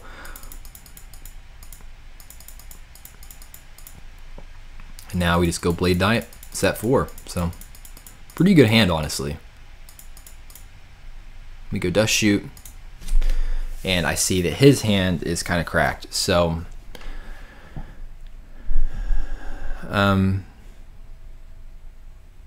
it's either Mask or the Thunder Dragon. Go ahead and decide to send back the Thunder Dragon because I have so many ways to deal with like face downs. I have this Mystic Swordsman level 2, so so now I have a decision to make, knowing what he has in his hand. And this is just, I think this blunder bothers me more than any other mistake that I made this War League season. And it's that he heavies, so he upstarts into heavy, which that's unfortunate. So I have to use with Solemn. And then he goes Pot of Greed, and I decide to let this go. This was a massive mistake. Like, this just completely cost me this match. I think I definitely 100% should have Solemned here. Now, it was unfortunate that I had to use both of these Solemns so early because he went into heavy, but this was just, I don't know, this was just stupid. I let it go through because my thinking is that I know he has Swords of Revealing Light, and I feel like this hand allows me to get extremely aggressive. So if I Solemn the Swords, I can go in unmitigated with the Mystic Swordsman level 2 and the Blade Knight with the 7 tools to protect it, you know, get that nice plus on his Mask of Restrict or whatever it is, Mask of Darkness, and then that's going to allow me to just keep pushing. And so I was like, I have to either Solemn the Pot of Greed or I have to Solemn the Swords, and I decided to take the kind of trickier play. I think I overthought it and decided to Solemn the Swords instead, and it cost me. Why am I frozen up here? Here we go. And I just should have Solemned the Pot of Greed. Just dumb.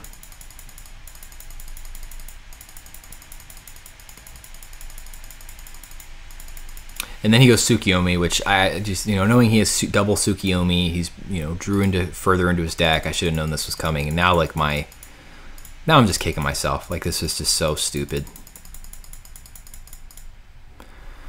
Decide to set the Kaiku. I know more than likely he's not going to summon like a monster that can attack over here. And if he like sets a monster, then this will allow me to go Mystic Swordsman level 2 attack, and then attack with the Kaiku and just use 7 tools on anything that tries to stop it, to try to get me back into this a little bit. Doesn't do anything though. So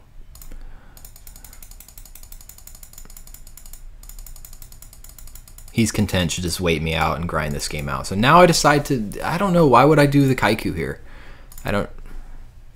This doesn't make any sense. I think I just keep this set, you know, if he summons another monster next. I mean, the longer I keep this face down, the more turns he has to draw into like a breaker or a tribe or something that can, you know, attack over this, but I don't know. I think I decide now to just completely go for it, just completely lose my mind. I don't think this is unreasonable. I think maybe I was just a little tilted because of the way I played that early. It was just so bad. And I'm like, you know what? Let's just get full on aggressive and let's see if he has it. I've got the 7 tools to protect. You know, if I can get this attack through and survive one more turn, you know, I can make another push somehow. This is very idealistic. This is not a good play either. Let's be honest. There's no need to try to justify this. But he goes Mirror Force, so we get that out of the way. We go 7 tools. I don't think it's unrealistic to get extremely aggressive here with what sort of position we're in, but he has double battle trap set, and I mean, this is regardless, I'm giving myself a hard time for these terrible decisions that I made, but at the same time, this is a pretty rough, brutal hand for Warriors, to opening hand for us to deal with, though I drew pretty good myself. Just now I'm low and my BLS is gone. At the same time, you know, there's ways I can potentially survive this. We know that he has a Mask of Darkness in hand, which isn't doing a ton. I mean, he can always attack back over the Mystic Swordsman level 2, but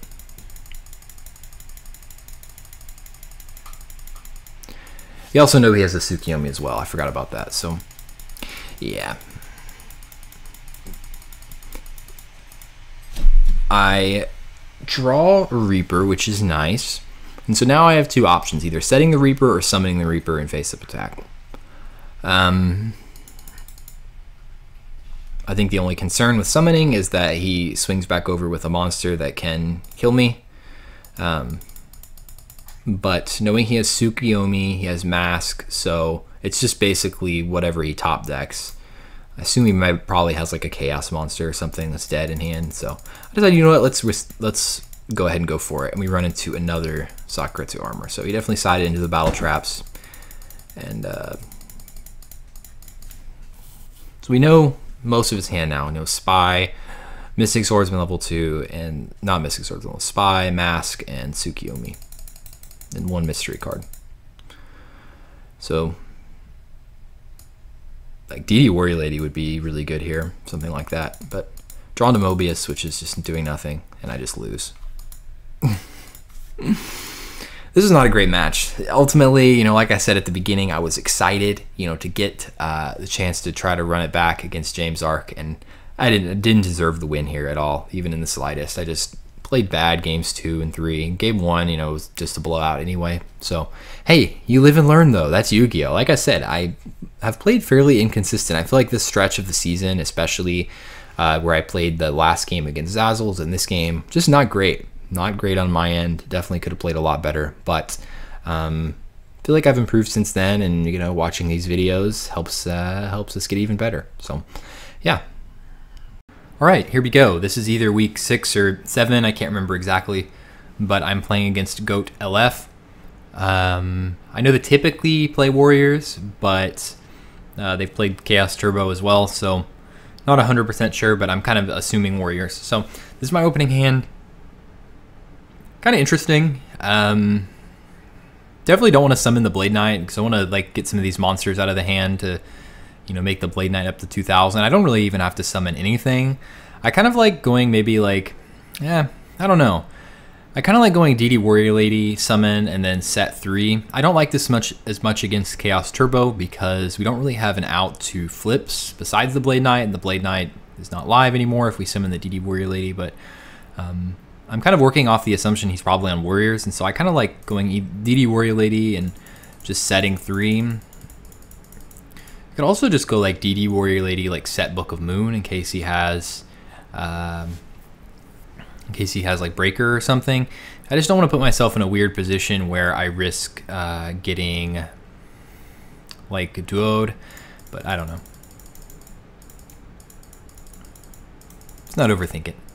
So I see Upstart. Immediately I'm thinking, all right, so this is probably Turbo. And now I definitely wish I hadn't set the DD Warrior Lady, but it's okay. So go ahead and just decide to attack. I mean, eventually I'm going to have to start getting through these face downs anyway, and I don't really have any outs. Obviously, if I had a knock or exiled force or something, I'd use it, but I'm content to go ahead and just try to start getting aggressive here. My hope is that maybe he sets like a Spy early because I have the Tribe to deal with that. So we run into Dekoichi, and I set the Dust. It's all kind of standard so far.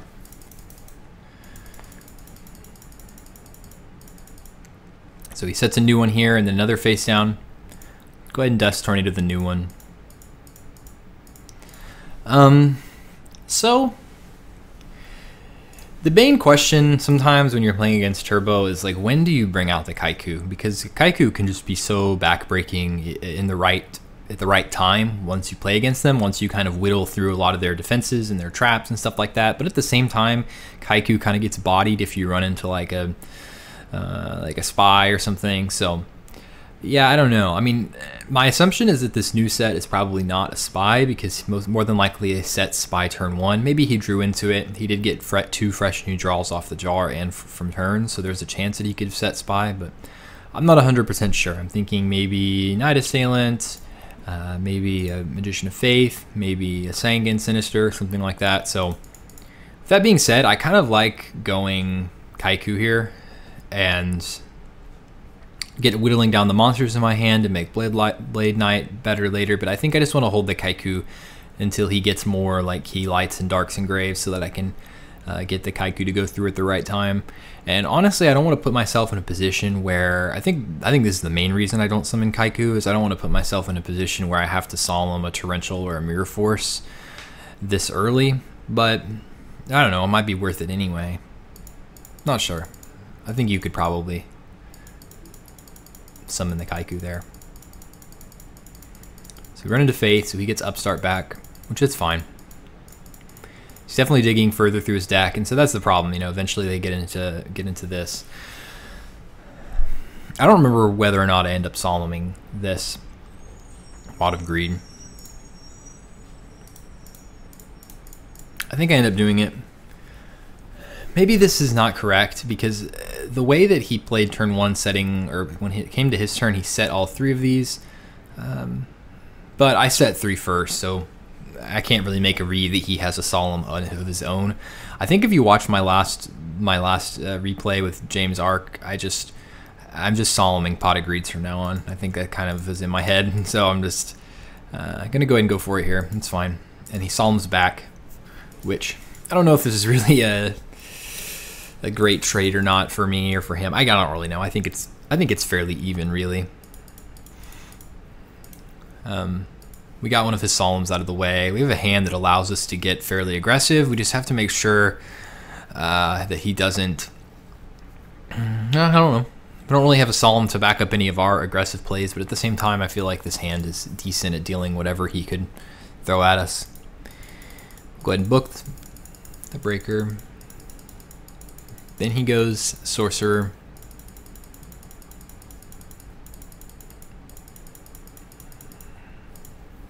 So, I think it's just Tribe. Now, what do I ditch? I think the Blade Knight at this point. We've already gone through a Faith. We've already gone through Dekoichi. So the chance of us getting Blade Knight like value out of this is probably less. And obviously Kaiku is just so good. Solemn's a pretty good draw here, actually, to kind of... whenever we make these crucial plays, like whenever I bring out the Kaiku, eventually make sure it goes through. And we know that it's a breaker. And he Mirror Forces, which it's not the end of the world, because we can swing back over the breaker with the Kaiku. Interesting that he sets that first. I don't know. Then he sets one face down. So now I think is the time to go for the Kaiku, I guess. I mean, we're getting good value, getting back over the breaker. But at the same time, this Kaiku could be more potent. And I drew into Sasuke, so I think I like Sasuke here more, actually, to get back over this. And then breaker, we have the Solemn to back up our Kaiku later. So yeah, I think I like the Sasuke more, actually, now that I think about it.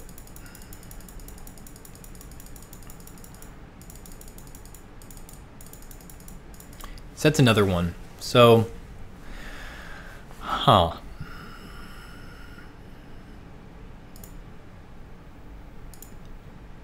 it's hard to really get a read on what he could have set. Maybe a Knight Assailant, maybe a Sangan, maybe a Sinister, maybe a Spy. Regardless, I got to start getting through these face downs. At this point, he only has one back row, so I'm content to just like go for it. And if I have to solemn a Torrential or Mirror Force, then I guess I have to. And I have the Call of the Haunted to kind of bring back Kaiku if I need. So I go and tack into the new one, because my kind of assumption is that this first one is not something he wants to flip, or the second one is something maybe that he wants to flip. My guess is Spy, because we still haven't seen any of those yet, but that's why I go Kaiku first, so that I can get rid of one at least. But it ends up being Faith, unfortunately.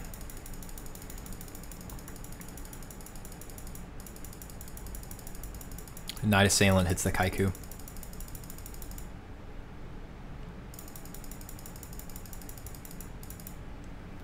So, I'm not sure exactly what I do here. I think I go... No, okay. So I know the Pot of Greed's coming, and I decided to go ahead and solemn it. Like I said, I'm just not going to be overthinking these anymore. And in most scenarios, let's just rip the Solemn.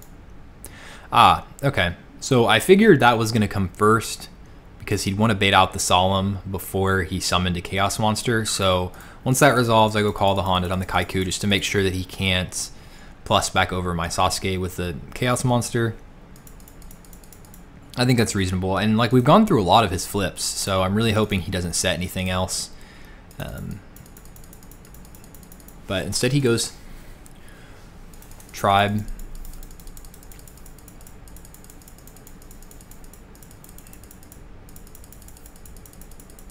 Gets rid of the Kaiku. And then brings out a Chaos Monster.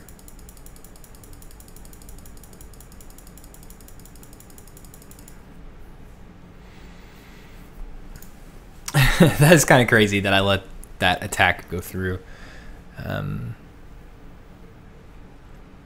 Yeah, I'm not sure. I don't know if that's correct or not. I mean, at least my reasoning behind it is that if I draw into like a Rhoda or virtually any monster that can get over to this tribe, he'll probably let the attack go through. But then he'll just banish next turn with BLS. So I don't know. I really was just saving this for the BLS. Like, I'm dead anyway, you know, next turn if I don't draw into something good. So yeah, that's that. We get to see one more card. He decides not to go for game with the BLS as well, so he goes Thunder Dragon. I feel like this set might be dead. I haven't seen it really much happening with it yet, and kind of a really ideal position here because he decides to go ahead and flip the Spy. So now I get a really nice Torrential. I just have to pray that he doesn't have another monster. And he has a Sorcerer, unfortunately. So he went through both Sorcerers and the BLS. I mean, there were some things I could have done a little bit better there, but I think I just kind of got outdrawn, to be honest. So, all right, on to game 2.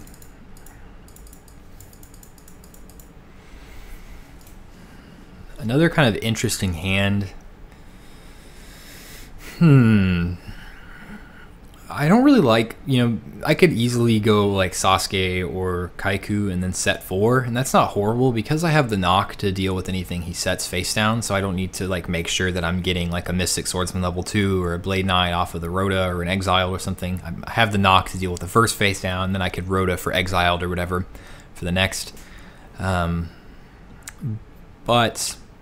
I don't really like always like setting all of these with only one real trap, because if Breaker comes down, I'm kind of in trouble. I'm not sure what I end up doing, so I end up just going Sasuke set 4. I don't know. I don't know. I don't want to. Also, like, Tsukiyomi's a problem. Like I said, Breaker is a problem. Tsukiyomi's a problem. If he summons either of those, I really don't like it. So I don't 100% like this play. I think I can even just set MST and pass. So yeah, I'm not sure. Like right here, now I'm just staring down this Zombira. So yeah, Zombira as well is a problem there. So yeah, that wasn't a great play on my end, I don't think. Great opening. Okay. So luckily, he does not choose to attack. Because we set all these, we're representing at least one of them being a battle trap, more than likely, or a ring or book or something. So he decides not to attack. He kind of does the Zombira thing, which is just as annoying, where you just sit on the Zombira. But luckily, I have the Rhoda for Exile to kind of deal with anything. And I have the knock to deal with face down, so I'm fine to use my Exiled here. Interesting that he decides to do this now, but it's fine. And luckily we draw into Dust Shoot at a good time. And we see a pretty potent hand. So he has Tribe, Graceful, Sanguine, and Snatch.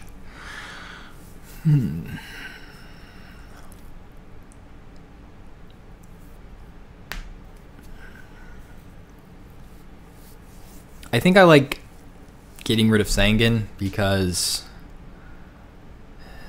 I don't know. What do I end up doing?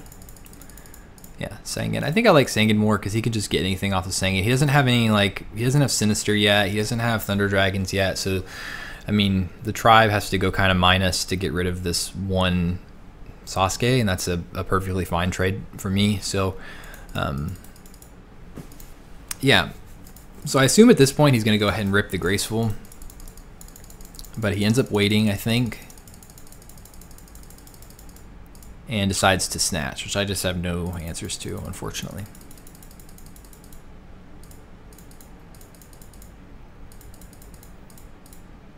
But it's just a plain old raw snatch. So it's a +1 for him because I decide I'm going to go ahead and just, since I have both Kaikus, that I'll be willing to go ahead and just trade 1 for 1. Set myself up with Light Dark. And we kind of know his hand. You know, obviously he has Graceful, so that kind of sucks. But now he decides to rip it because he drew into Sinister and Sangan. That is so crazy. So, yeah, what are you going to do?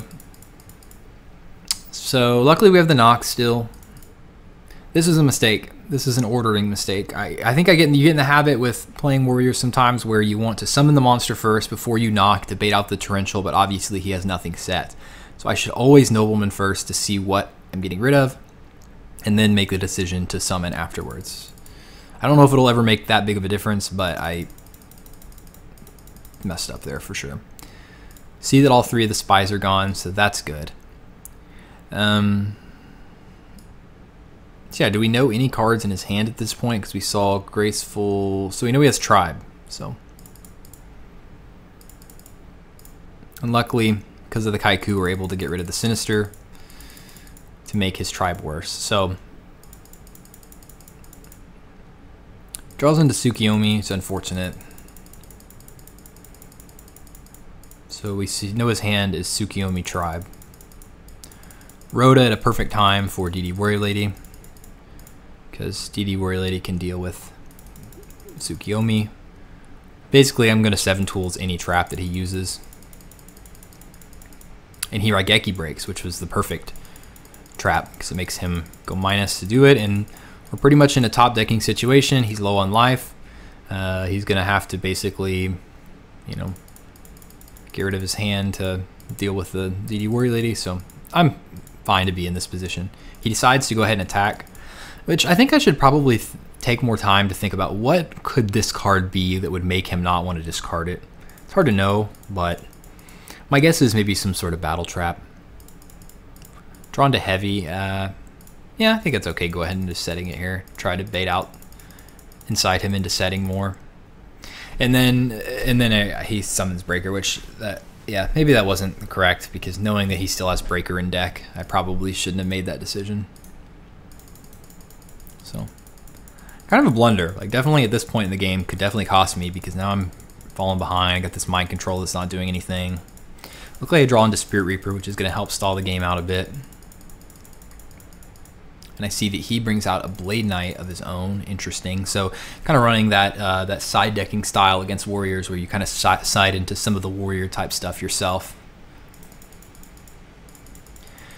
Neither of these cards are doing anything. Upstart.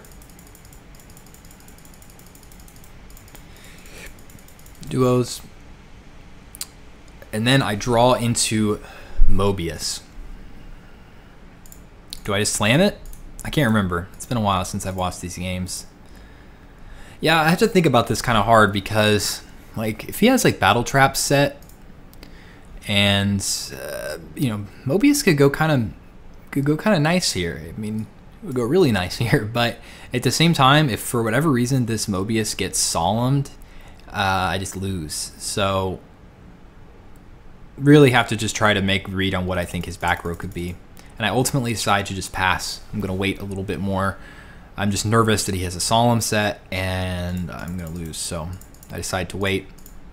At this point, I have to summon the Mobius, right? Because these are just, they're breaking up my hands so bad, I have to get some value out of it.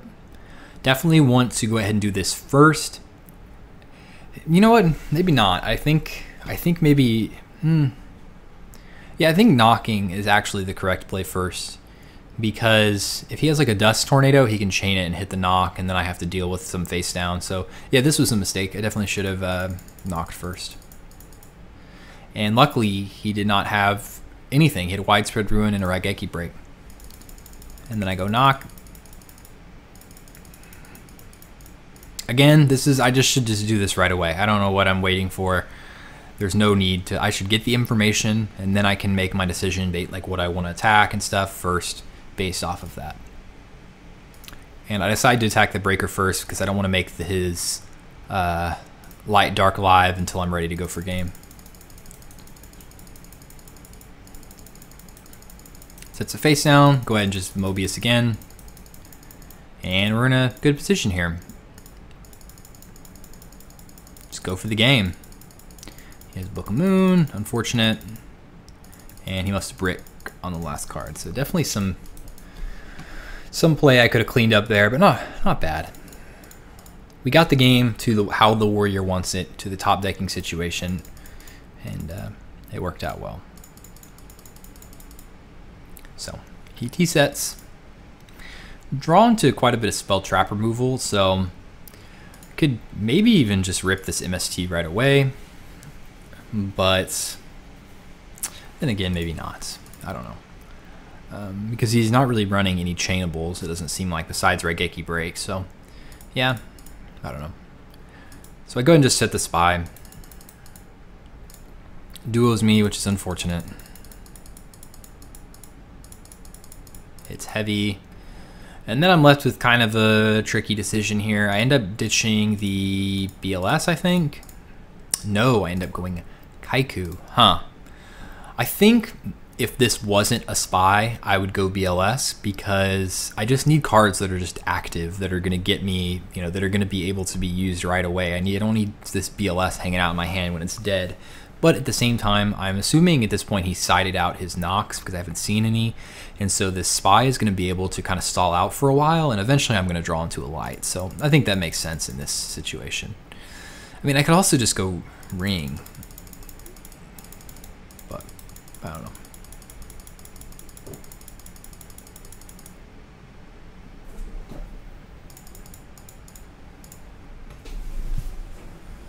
One second.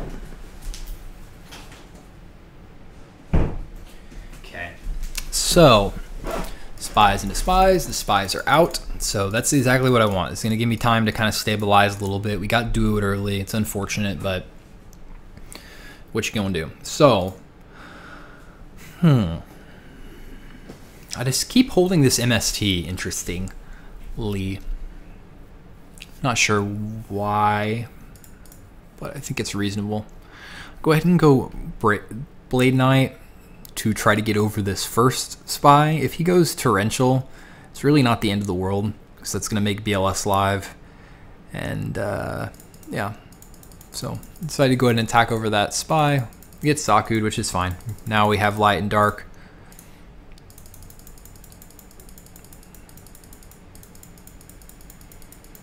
Mystic Swords in level 2 does nothing, so we just pass.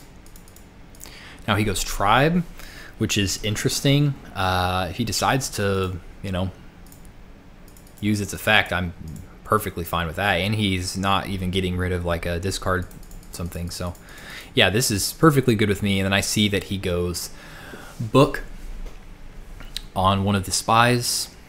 Now I could Chain Ring, but I ultimately decide not to. I think because BLS Ring is just such a nasty combination, and I have the MST to ensure that this Mystic Swordsman can at least try to go through. So yeah, I'm not too concerned.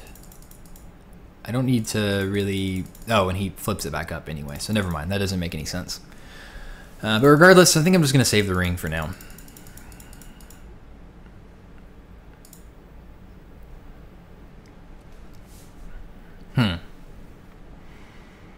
Then I decide to MST as he enters the battle.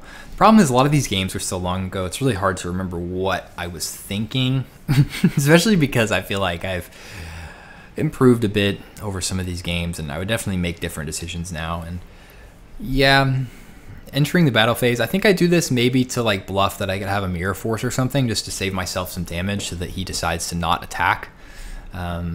Because typically this is a play you make when you have like a Mirror Force set or something and you want to try to snipe the Solemn before they attack.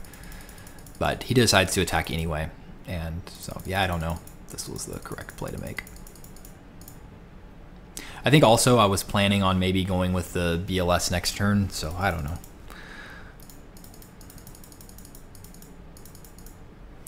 So, I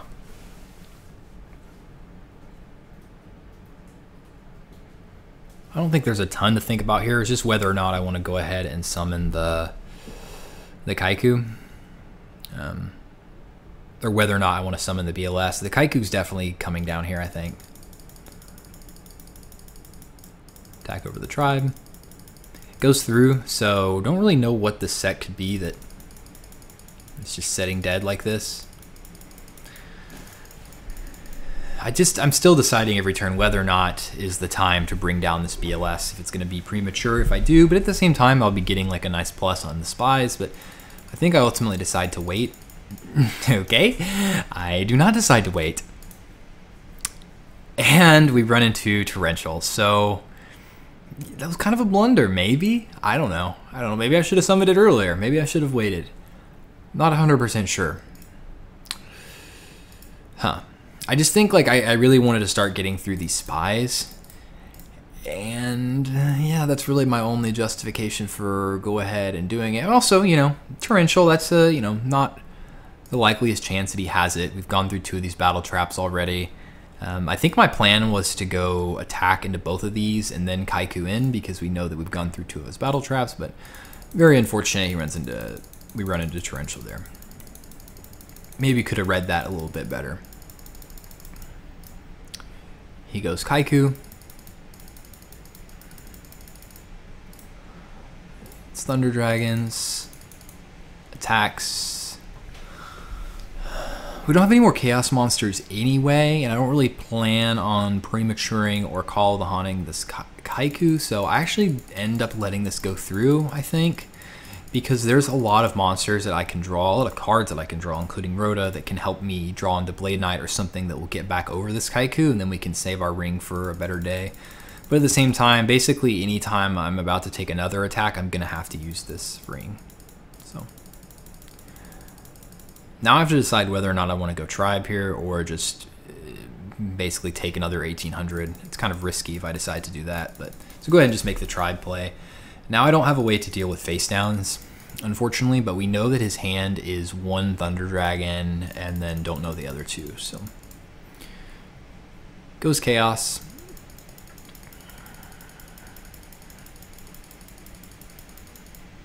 Snatch is a fantastic pickup there. And just gets us a nice free +1. If Dust Shoots is dead, so. Decide not to set the Saku because he hasn't used heavy yet. And the ring is our only defense at the moment. He goes Dust, luckily misses the 50-50 on hitting the ring. And he goes Graceful, which is a good pickup at that point because he has Thunder Dragon in hand. Sets 2 more back row. Based off of what I've kind of assumed so far on what he has, that what he's been citing is probably like maybe a Battle Trap and a Solemn, or a Battle Trap and a Dust Tornado or something. But we draw into a Solemn of our own, which is like, this is the perfect situation to be in now because this is playing into the Warriors wheelhouse, and eventually I'm going to start drawing into the Blade Knights and the Rhodas and stuff to kind of get this whole engine going. Or even better, into Faith. Even though we're not getting a ton of value out of Faith, I think it's fine to set here. Go ahead and hold the duo. I'm going to try to wait because the game state could get, complicated again. He could get more cards in his hand where I might be able to get some value out of this duo. So then again, he just sets both, and so now I'm not getting any value out of the duo. Go ahead and decide to go Faith. Okay. Yeah, I should probably slow down a little bit. Because I drew into Tsukiyomi, and I know that I have Heavy Engrave and a Solemn to make sure that this Heavy goes through, I can kind of start looping this Faith and get some really nice value. And plus, like, even if his set is either like, we know the spies are gone. Yeah, the spies are completely gone. So we know the set is either like Dekoichi or Faith or something along those lines. And so even if he gets a card back to hand off of the Dekoichi, I can then duo it away. I feel like this is a good opportunity to make this play here. So yeah, I thought about it, maybe just getting MST or Snatch, but let's go ahead and just get the heavy, make sure that it goes through with the Solemn. And because he chains Ring, that means that he doesn't have a Solemn, or he's choosing not to use the Solemn. And then I really want to make sure that this Faith stays alive, so I end up Solemning the Ring, and it just goes through. This is very risky. Like, this could have easily really backfired on me if he Solemns me back, and yeah, I don't know. Not sure here. It turns out he did. Did he? No, he didn't have a Solemn set. Okay. So he had Heavy, Mirror Force, Widespread Ruin, Ring. So yeah, I could have got a little unfortunate there, but I think it worked out regardless. So then I'll go ahead and loop the Faith. I'm going to Sook. If it's Dekoichi or Faith, I'm just going to duo away whatever he draws. And now we have a set Faith and a Tsukiyomi in hand to loop it. So this is just absolutely perfect. And there's some cards that he could draw. If he draws BLS, I just lose. But, you know, what are you going to do? Summons Breaker. Has to get over this Faith. I end up deciding to go with Snatch, because I have the Snatch Tsukiyomi play just to keep applying as much pressure as possible, and then Solemn just seals the game. So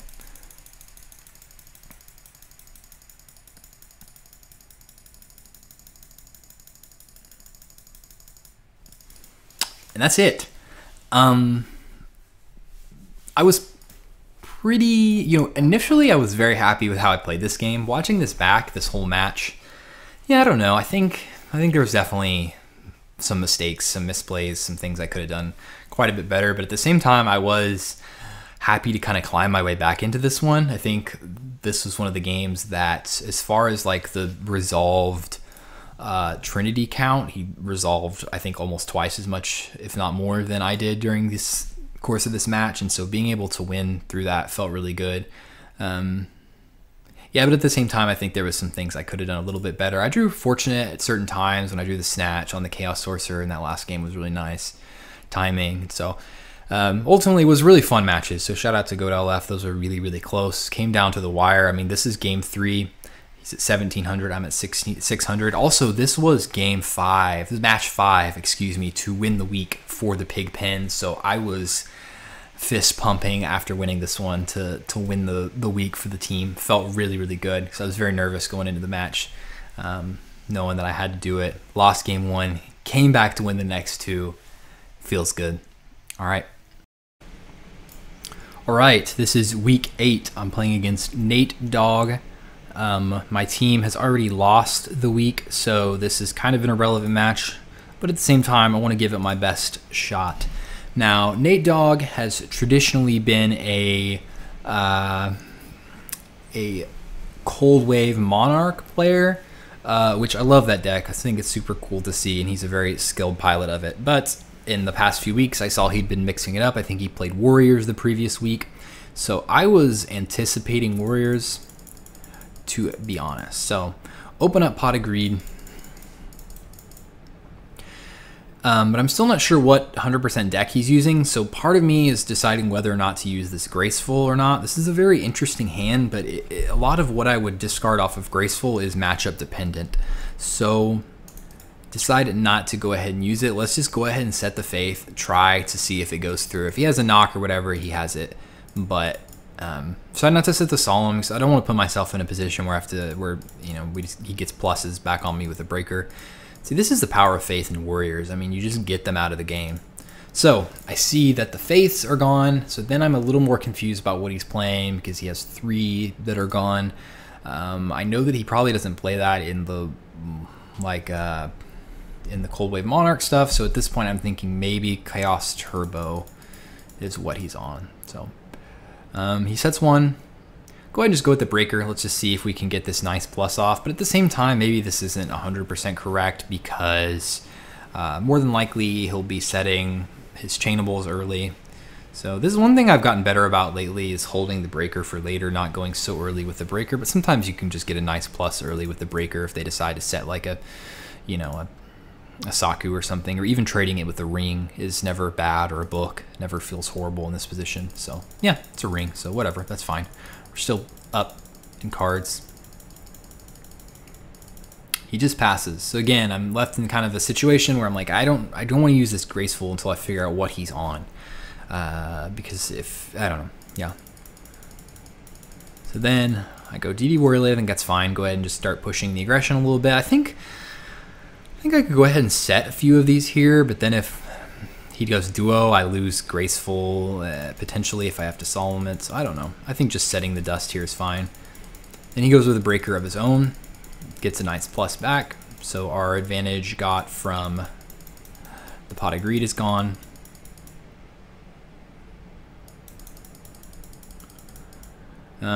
See, now here I'm in an interesting spot. Like, there's no clear 100% play. I still think, like, yeah, I could rip this graceful, but I really want to see what I'm dealing with. I still have no idea what deck he's on, and I really kind of want to make my decision with my graceful. With Warriors, like, graceful is just such a key card. What you discard can make or break your game, and I really want to have full knowledge of what type of deck he's on, because I've seen 3 Faith. 3 Faith is so weird to me. I'm like, what is this?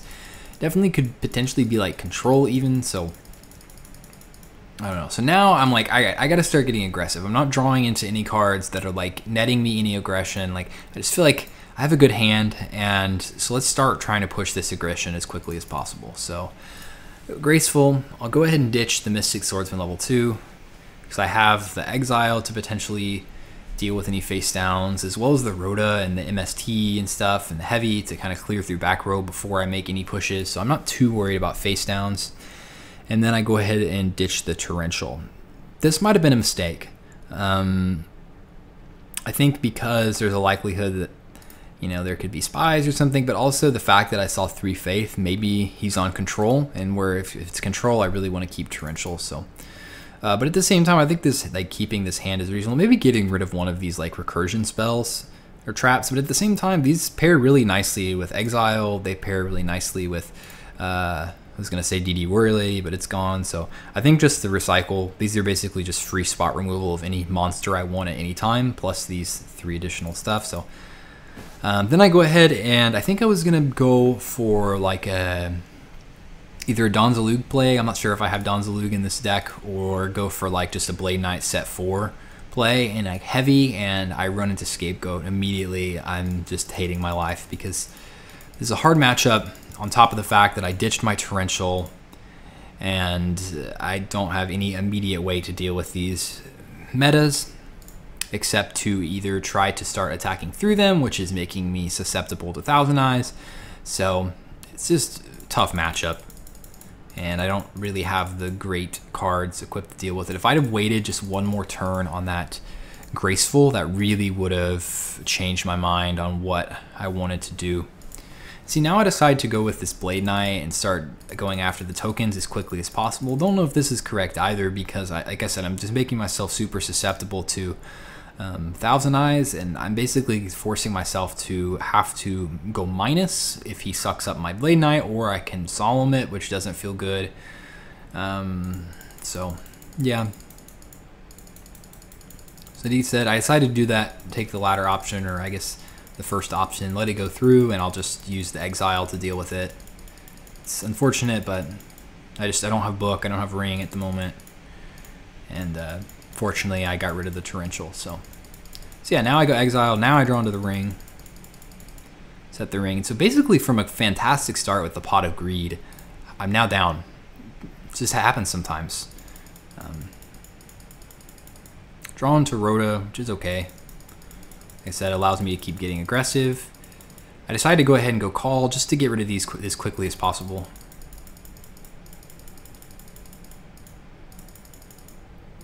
He goes Tribe, which sucks, so I kind of have to solemn here, I think. And he goes Brain Control, which, like, Brain Control in the main, I'm just thinking, man, this is, like, just unfortunate. He has Snatch as well. I thought about ringing on the Brain Control potentially, but if he... I'm not too worried about him just going 1-for-1, like using the Brain Control to go 1-for-1 with my Blade Knight. It's not the end of the world. I can prima it back. If he goes with like a Tribute monster, then I'll have the ring to deal with it. But he ends up having both Snatch and Brain Con, and no matter how you slice it, this is game. So really unfortunate. Just held the Graceful, waiting to see what he had, and then I finally just said F it, and then I threw away like some of the best cards that I could have had in the matchup, and then I see what deck he was on. So regardless, like, I think I could have played it maybe a little bit better, but at the same time I just felt like that was just kind of unfortunate timing. So side into the control hate. Go ahead and go King Tiger and set everything. See, this is maybe something I wouldn't do now, knowing, like, having played the matchup a little bit more. You really, like, the Swaying Hue is so important. You have to protect it. And, yeah. I don't know. Maybe not summoning it's the best right away. Maybe, like, trying to bait out some battle traps first, or trying to bait out some removal first. Might be best, but I have a Solemn to back it up, so... He ends up going Sanguine to pop his own Sanguine to get Sinister, I think. Yes. Yeah. And then he goes Graceful. So yeah, I think he just Solemn here. I think Solemn is the move. Why am I holding the Solemn? I guess that's the question. He's getting a nice advantage already with the Sinister. I think maybe just because I want to protect this King Tiger as long as possible, and having the Solemn to do so is helpful. But I'm also thinking, man, I really need to Solemn if a Scapegoat resolves, but I just give him so much more chances of drawing into those cards by letting this Graceful go through. This is just a mistake. Didn't learn my lesson from previous games of just not overthinking the whole Graceful, just making it happen. So go ahead and go Breaker. I'm willing to kind of get aggressive, I guess. I don't know if this was correct either. I think I'm doing this to force out either the Book of Moon or the Ring as quickly as possible. We also have the Solemn to protect anything that it tries to do. So there we go. We get the Ring out of the way, which is nice. And now, see, maybe just hold this. Maybe not attack at all, because now I'm pretty much forced to Solemn anything that he does. And then he goes Book, and then Scapegoats. So luckily I have the Ring though. And honestly, this is, you know, despite all of this is not a horrible situation to be in. He only has 3 cards plus the goats. I'm at 4 or 5 cards. Oh, I forgot Serpent as well, so yeah. And he goes Creature Swap, which is rather unfortunate. I go Rhoda for Blade Knight. Like, doing all these Blade Knight plays, like playing against Control, just feels horrible. I think I definitely just should have Solemn the Graceful. I think that was the main problem. So luckily we have the Ring to deal with this. Really not a horrible position now. But then he metas again. So, I mean, what are you going to do? Double meta. Maybe this all plays out differently if I Solemn the Graceful, but I've already talked about that about 15 times, so I'll shut up about it. Yeah, Solemn is doing virtually nothing here. Don't really see a way forward or a play to make. Besides doing that, he summons the King Tiger, then sets one. So we're kind of getting back into it. This is not horrible. Fortunately, I can't summon this Mystic Swordsman level 2. This would be a good time to kind of go for this, but the King Tiger is on board. So decided to go with the Blade Knight. My play is to attack. What do I attack here? Okay, attack over that, and then main phase 2, I'll knock whatever he set. But he decides to book my Blade Knight. In response, I Solemn. Because my thinking here is that I'll get over this, I'll knock the face down, he'll have 2 cards to my Blade Knight.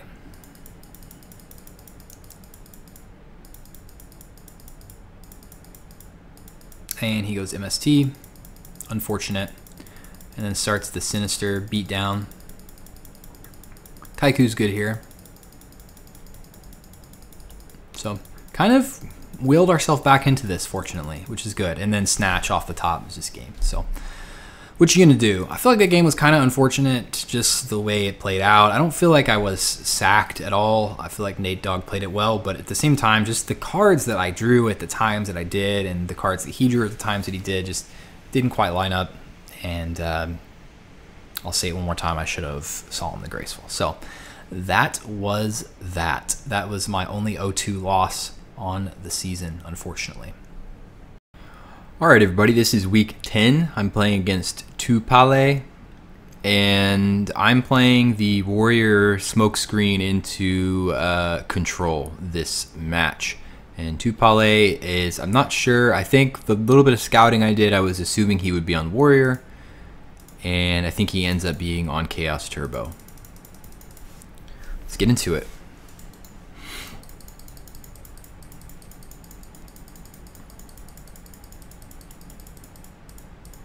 All right, so he sets after Upstart. Upstart usually indicating now at this point that it's probably Turbo. Go ahead and rip the Pot of Greed. Now, I like going Graceful here for 2 reasons. We get Light and Dark Engrave, and also we can dig deeper for a knock or a Rhoda to search out an Exiled or some way to deal with this face down. So I like go ahead and ripping the Graceful here. And like I said, get rid of the Light and Dark.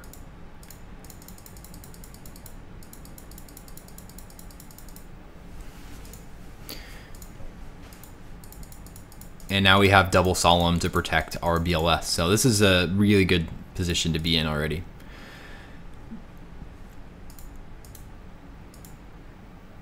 And Phase Dust, the new one, just trying to make this as simple as possible. DD Warrior Ladies are the perfect card to draw here because it allows me to kind of keep up my aggression. I mean, you can even make an argument to go ahead and just summon the BLS here because I have double Solemn to protect it and the ring.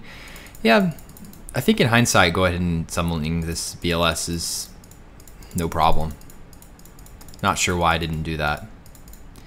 He goes Breaker, just basically deciding between Book and Ring. End up using Ring. Think I should probably use Book because this BLS Ring combo is so nasty. I don't know why I did that.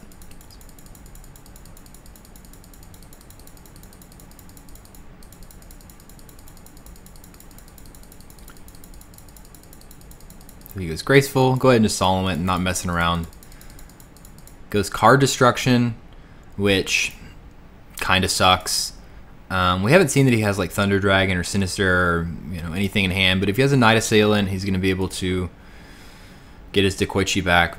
And we don't want to lose this BLS, so I end up Solemning that as well. So, drawing the Mystic Swordsman level 2. Now I don't feel confident summoning the BLS because we've blown through both of our Solemns. And if I have to like use the Book to protect it against like a Sakuretsu armor or something, then I don't have the Book for when the Snatch inevitably comes. So we'll just keep up this DD Warrior Lady beatdown. The fact that he had to use Card Destruction though tells me that his hand is probably not looking super strong. So yeah, now he's forced into a position where he has to use a Raigeki break that he probably doesn't want to use. There, so. Yeah, I don't know if setting this was 100% correct. I don't hate it. It's just not doing a ton for me at the moment. I think maybe like I just need to be more conscious that this could, this could be a good card later in the game, especially when paired with Book. I think my only goal right now is just worrying about this BLS. And I kind of, expect setting this that it's going to get knocked, but I at least have the knowledge now that one of his cards is a nothing. But I could have made that assertion anyway. So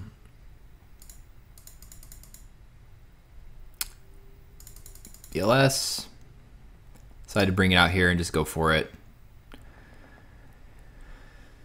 I think that's reasonable. We saw the trap. He used our Raigeki break. It seemed like a last-ditch heave and so I kind of made the read that maybe this back row is a nothing, but regardless, we're still pretty far up. But I think I also could have gone for game there with the Suka, I guess, but it's all right. Pretty far ahead. Fortunately, he goes duo, but Dust Shoot, Tsukiyomi are doing nothing here. Finally draw into a monster to allow us to keep up this aggression. Yeah. He rings the Sasuke, and I have to think for a bit about whether or not to book this. And I ultimately decide to use the book because he doesn't have Light and Dark Engrave, so I'm not super worried about a Chaos monster. And if he draws into anything that he could potentially summon to try to attack over, I have the Mirror Force to deal with it. So I think that's a reasonable use of book there. Especially now that we know his ring's gone. And it's just kind of risky getting my life that low. So, in a really good position here. And he just scoops. So, I mean, we kind of opened the nuts. But a few things I could have done better. So now I've sided into the goat control stuff and the royal decrees. So, oh, this game's a nightmare. This game is just blunder city on my end. So just prepare for that. So he hits my graceful duo, which sucks, but you know, what are you gonna do? I decided to get rid of heavy.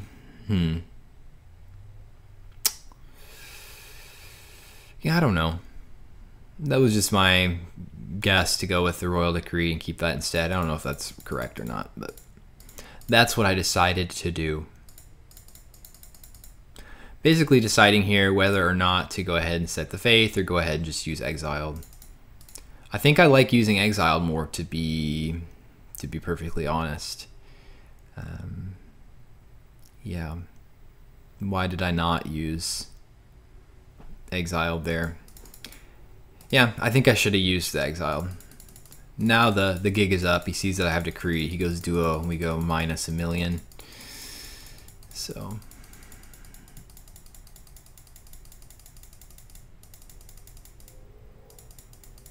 he uses card destruction, then duo. So down pretty bad at this point, but still a lot of cards we could draw into to get us back in the game. So Blade Knight's pretty good here.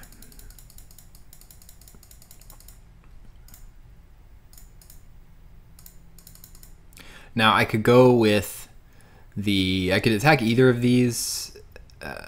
I think the concern with the Magician of Faith, if you leave it up, is that you know, if he draws into Tsukiyomi or Book of Moon, he can kind of loop it. But I decided I don't want to go put a light in the grave quite yet. It doesn't matter anyway. He has the Blade Knight, so, or the Sakuretsu.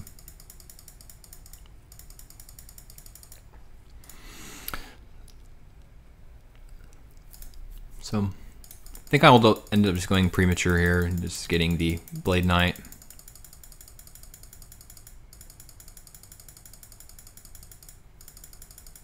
Try to do the same thing again. Runs into another trap, but we're kind of whittling away at his resources, which is good.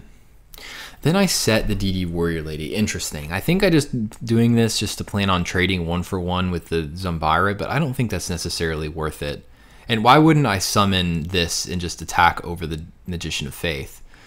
I mean, then I'm worried about chaos, but I mean, I'm gonna have to get rid of this thing eventually, or at some point he's gonna draw into Tsukiyomi or something. So yeah, I definitely prefer summoning this face up, attacking the Faith, and then making him use the Zumbira on it. But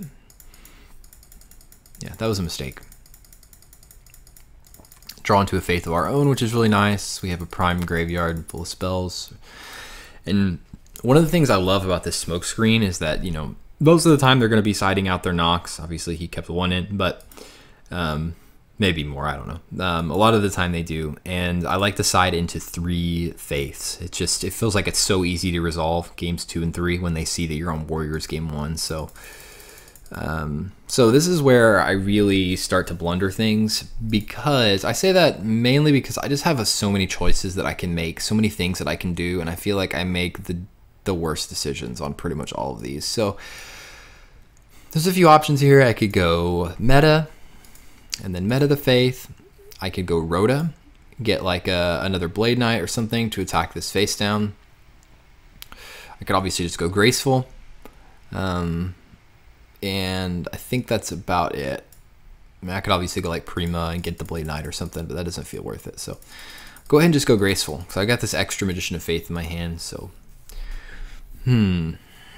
Then, yeah, here's just some of the tough decisions I'm faced with. Like, what do you get rid of here? These cards are all fairly good into this matchup.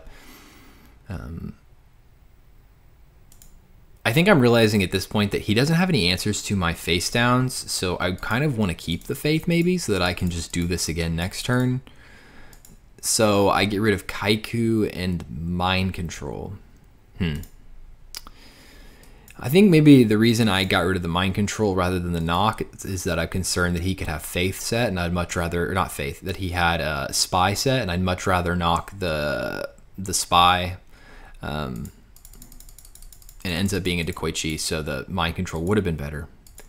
But I think the odds of that being a Spy are higher than Dekoichi, so I'm not super upset about that. I think maybe I could have gotten rid of Faith and kept the Kaiku, because Kaiku is pretty good at this point, but he does draw into Thunder Dragon, so tributes for the Thunder Dragon. We know he probably doesn't have Chaos. See, he has one Thunder Dragon in hand, one mystery card. Now I decide to go Graceful again.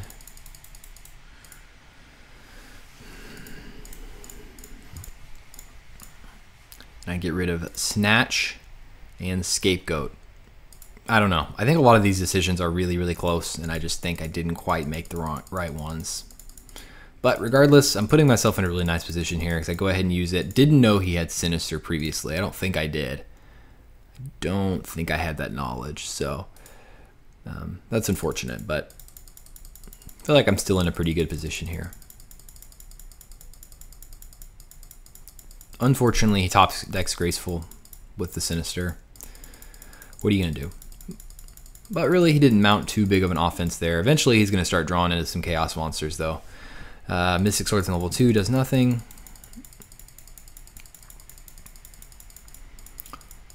He starts cycling through his deck, goes through Pot of Greed. I don't know. I think there were some things I could have done differently with my discards off Graceful. Watching this back, I think it was closer than I originally remember, but at the same time, I think I made a few wrong decisions there.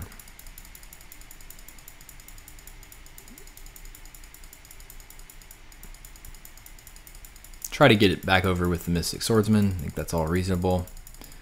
And now we're getting beat down. Tribe would go really nice here.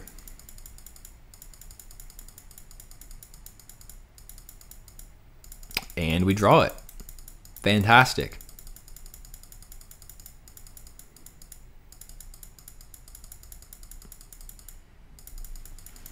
Drops the Sork, which when he's cycling through, he's got 15 cards left in his deck. I haven't seen a single Chaos monster. I gotta expect it coming at some point here. So decides to attack smartly. Know that his set is Sinister, so just smashing, then try to protect myself. And he knows that my Sinister is there, so go on to game 3. Yeah, definitely some weird decisions based off the Graceful that kind of changed the course of that game. So game three, I was debating whether or not to go back to the just standard warrior strategy or to remain on the control. Ultimately, I decided to just stay with the control. I think because I saw his siding strategy was just Sakus and Zombiras and stuff. I'm just kind of making the read that he's going to keep those in. It's an interesting starting hand. I guess there's a couple things you could do. You could like bait a knock by setting the DD Warrior Lady.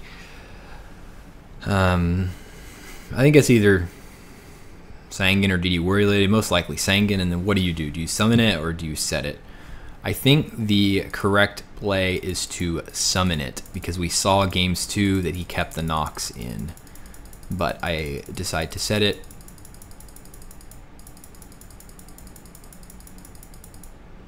And he doesn't attack, so he's using the Zombira as a wall correctly. So here I decide, like, you know, if I was playing warriors, I would probably just exile, pop this, and start attacking. But I decided, you know what, let's just play it a little passive. I've got a pretty good hand, like a decent hand. I just need to find some like metamorphoses and stuff to kind of take advantage of this Zombira. Though I don't want him to start getting advantage through his flips, so I'll go ahead and exile. Then he decides to attack, which I'm glad he did, instead of holding off. So go ahead and grab Sinister. I think Tsukiyomi wouldn't be bad there as well, especially because I have the Decree to protect it. But I like the Tribe Sinister combination too much. Go ahead and set the DD Warrior Lady. I don't know about that. It's kind of the same thing I just did, like with last game. So I don't know. Would have been really nice if I summoned DD Warrior Lady, attack the Sangan. That would have forced out some battle traps, which would have forced out the Decree. So go ahead and decide to go Breaker. Start, you know, kind of pushing the aggression here, I guess. So, yeah, so he goes Ring, a Chain Decree, and then he breaks to destroy the Royal Decree, and that's a really, really nice trade right there for me. Definitely happy with that.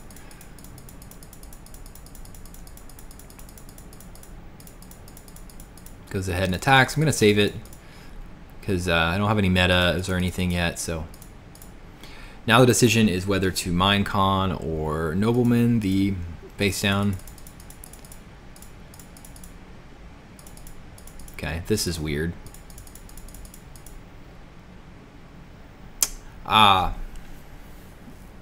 Okay.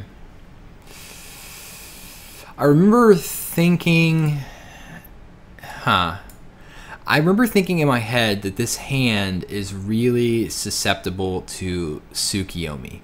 And so I believe the reason I decide to attack the Sangan first before I knock is that I feel like he has less chance of getting a Tsukiyomi if he has something set here that can resolve. I don't remember. I don't know. I don't know.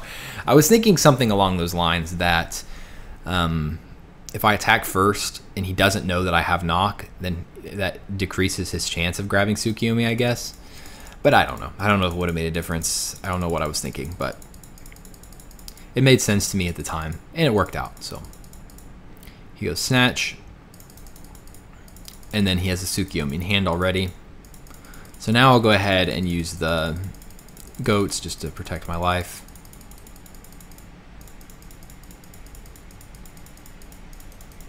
Like I said, we're still pretty susceptible to the Tsukiyomi, but we drew Ring, which really helps. So I could set the Faith and just plan on ringing the Blade Knight. I could also go Tribe, destroy the Blade Knight, then set the Ring to protect against the Tsukiyomi. I could also just play like passive and just set the Sinister, set the Ring, but at the same time, like I want to try to at least take advantage of these goats while I have them on the field, not let them just get run over. So I go ahead and just do Tribe. He goes Assure Priest, which that could have been pretty bad here if I didn't have the Ring. So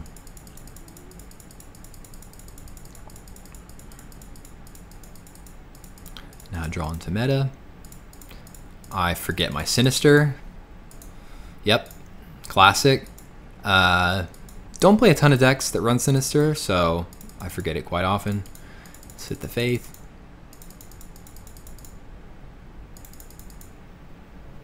So he attacks. We have Nobleman and the Scapegoats. I think I like the Scapegoats more because I have the mind control to deal with face downs, and I have the meta to go with the goats. So I think that makes the most sense.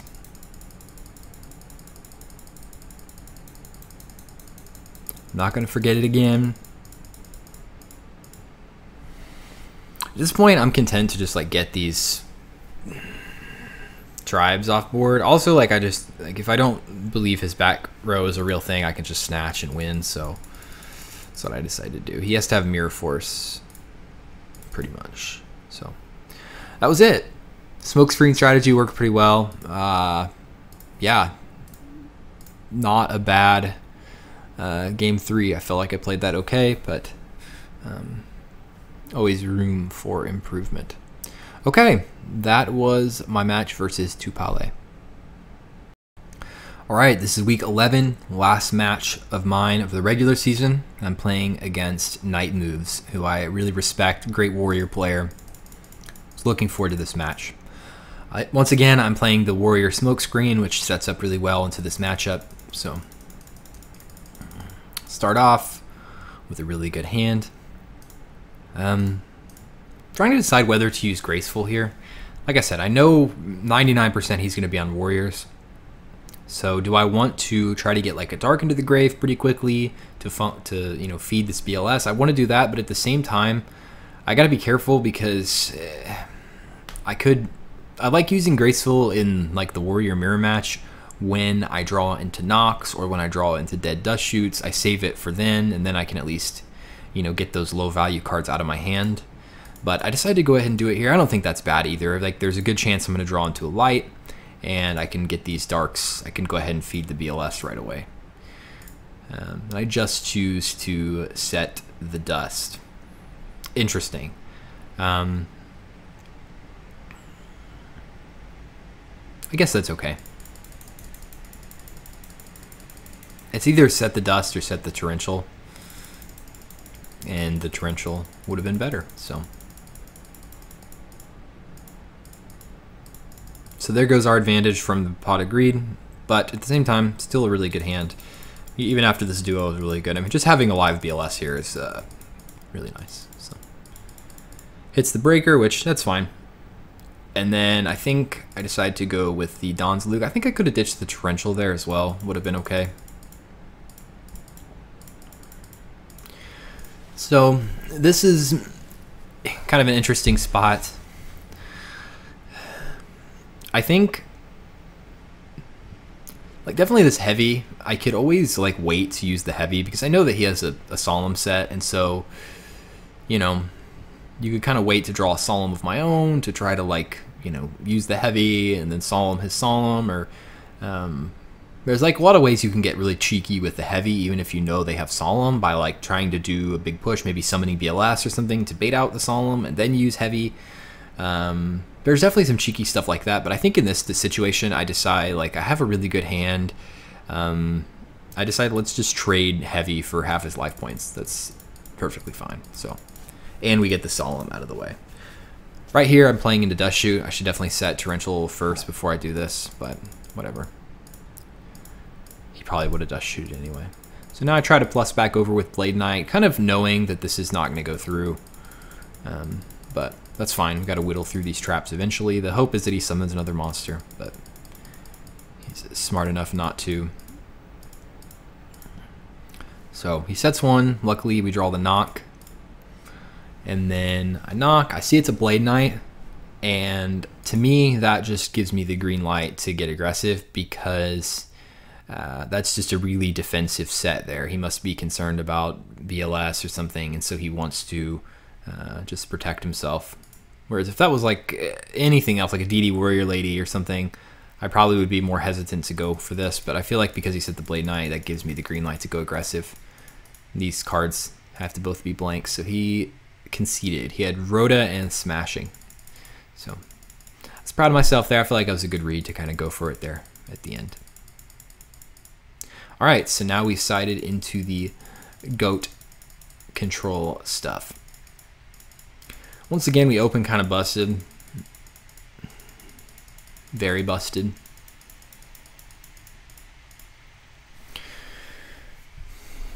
Yeah, I think those are both fine discards. Faith, because we have two of them. And then the Prima, because I don't have any monsters of grave yet. So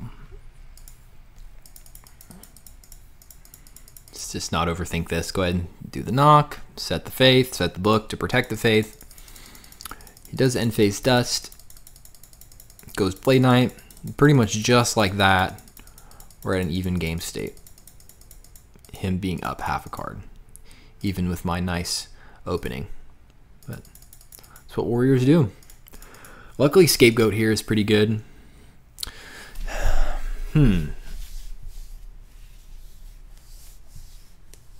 This Snatch, I don't know, is kind of suspect.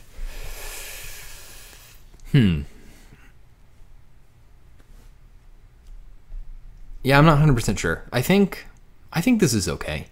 I just don't feel like this Scapegoat is doing anything at the moment until I draw into metas.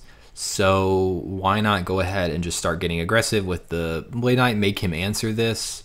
Yeah, I think it's reasonable.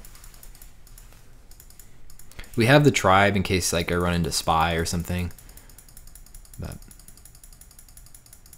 he just has to answer this Blade Knight now at this point, so.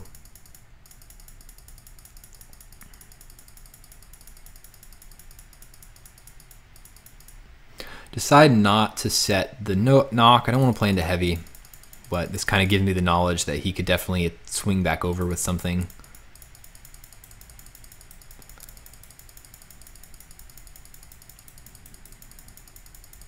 So brings out a Blade Knight of his own and is going to attack back over the Blade Knight. See, yeah, I don't know. I think that kind of backfired on me a little bit.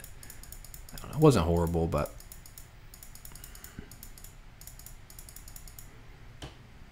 I decided to go ahead and go with a Blade Knight of my own and just crash, or at least force out a battle trap that I can go decree on. So he rings, I decree, he solemns, and once again we make a really nice trade there because with the decree. So he's super low now, just has to hang on. Down in cards, but that's okay. Go ahead and use the goats to protect my life. Sasuke's not going to get it done. I could always use Tribe here and just go for game. I think that's... Whoa, interesting. Okay. I kind of like using Tribe here and just going for it. I think at the same time, though, knowing this matchup from the other end, typically you want to get rid of these goats as fast as possible. So I'm thinking that maybe he summons another monster and I can get a nicer plus off of the Tribe. But at the same time, I think I just go for game there. Because now he goes in a pot and gets him back into it. And yeah, I kind of like just going for game. Don't know if we would have got away with it, but Tsukiyomi's nice here. Okay, so he can't get his Blade Knight up to 2,000. I feel like the Tsukiyomi has more long-term value,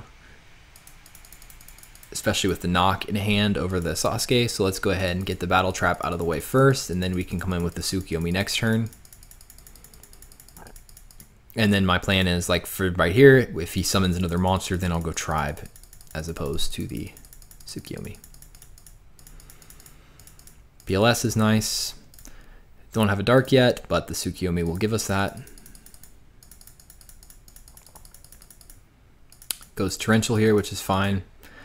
And at this point, I was just thinking, would he Torrential if he had a battle trap there? That was kind of my big question. It's like, if he has battle trap, is he going to use that Torrential in that situation? I wasn't sure, but I kind of came to the decision, you know what, I don't think he would. I think he would have saved the battle trap instead, but he did the right move and held it. So yeah, so run the BLS into a battle trap. Just went ahead and went for game there. Maybe a little hasty, but I don't think it's that bad. I made the read, made the decision, you know, tried to make the read on what it could be, and I was wrong, and I can live with that. Mirror Force is always good. Draw into Mobius, which is doing nothing. So at this point, I'm starting to be a little worried this game's kind of slipping away. I mean, he's so low, and I still have Ring in deck, so that's good. Heavy's a really nice pickup here. I can potentially set up some sort of game. I'm assuming at least one of his sets is a Solemn. More than likely. So I'm decided that kind of my win condition here is this Mobius. This Mobius heavy combination. If I can get this like Mobius actually out on the board, there's ways that I can set up game very easily between the two of these cards. So I just want to make sure to get this Mobius live as quickly as possible. And I do feel like he has at least some sort of battle trap defensive thing set for the Donzalug. So I know while it might seem, you know, like you got to go for game here, but I just don't feel like it's worth it. Then my Mobius becomes even more dead. So ultimately I decide to set the Donzalug and just basically pray that it stays on board. I have the Mirror Force to protect it. I'm just worried about knock, and just hope that it stays on board long enough that I can go Mobius next turn. Doesn't work out, but Pot of Greed works out. Now I play around Trap Dust Shoot for no reason. I don't know why, you know, he'd have it at that point anyway. Draw into a Blade Knight, same thing. I just feel like he has a battle trap set. I really want to set this all up to go off. And so now I feel like I'm primed to go ahead and go for this. So my whole idea here is like, I'm assuming one of these is heavy, or solemn. So I'm gonna go ahead and heavy first to get the solemn out of the way. And then I Mobius, hit 2 of the cards, and just pray that the last one remaining isn't a battle trap. Also hope to go ahead and just get the solemn out of the way with the knock, but it didn't work out. So I heavy, he solemns. And then I go for the Mobius, and it's just like, let's just hit the battle traps.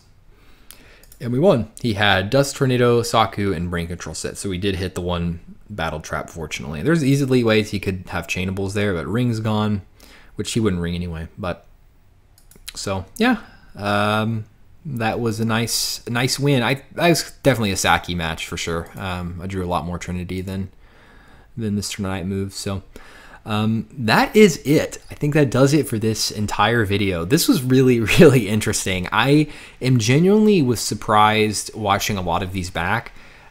Just straight up how bad I played, to be completely honest with you. I feel like this wasn't my best work. A lot of these matches, they're just rough. You know what? That shows, you know, I've had to finish with a decent season despite the fact that I don't feel like I played my best. And if I just keep improving, I feel like there's tons of room for growth. And next season, I hope to do even better. So thank you all so much for joining me here on this long ass video. If you made it this far, props to you. Hope you enjoyed it, and genuinely, I really appreciate it. Hope you all have a good one. Take it easy. Bye.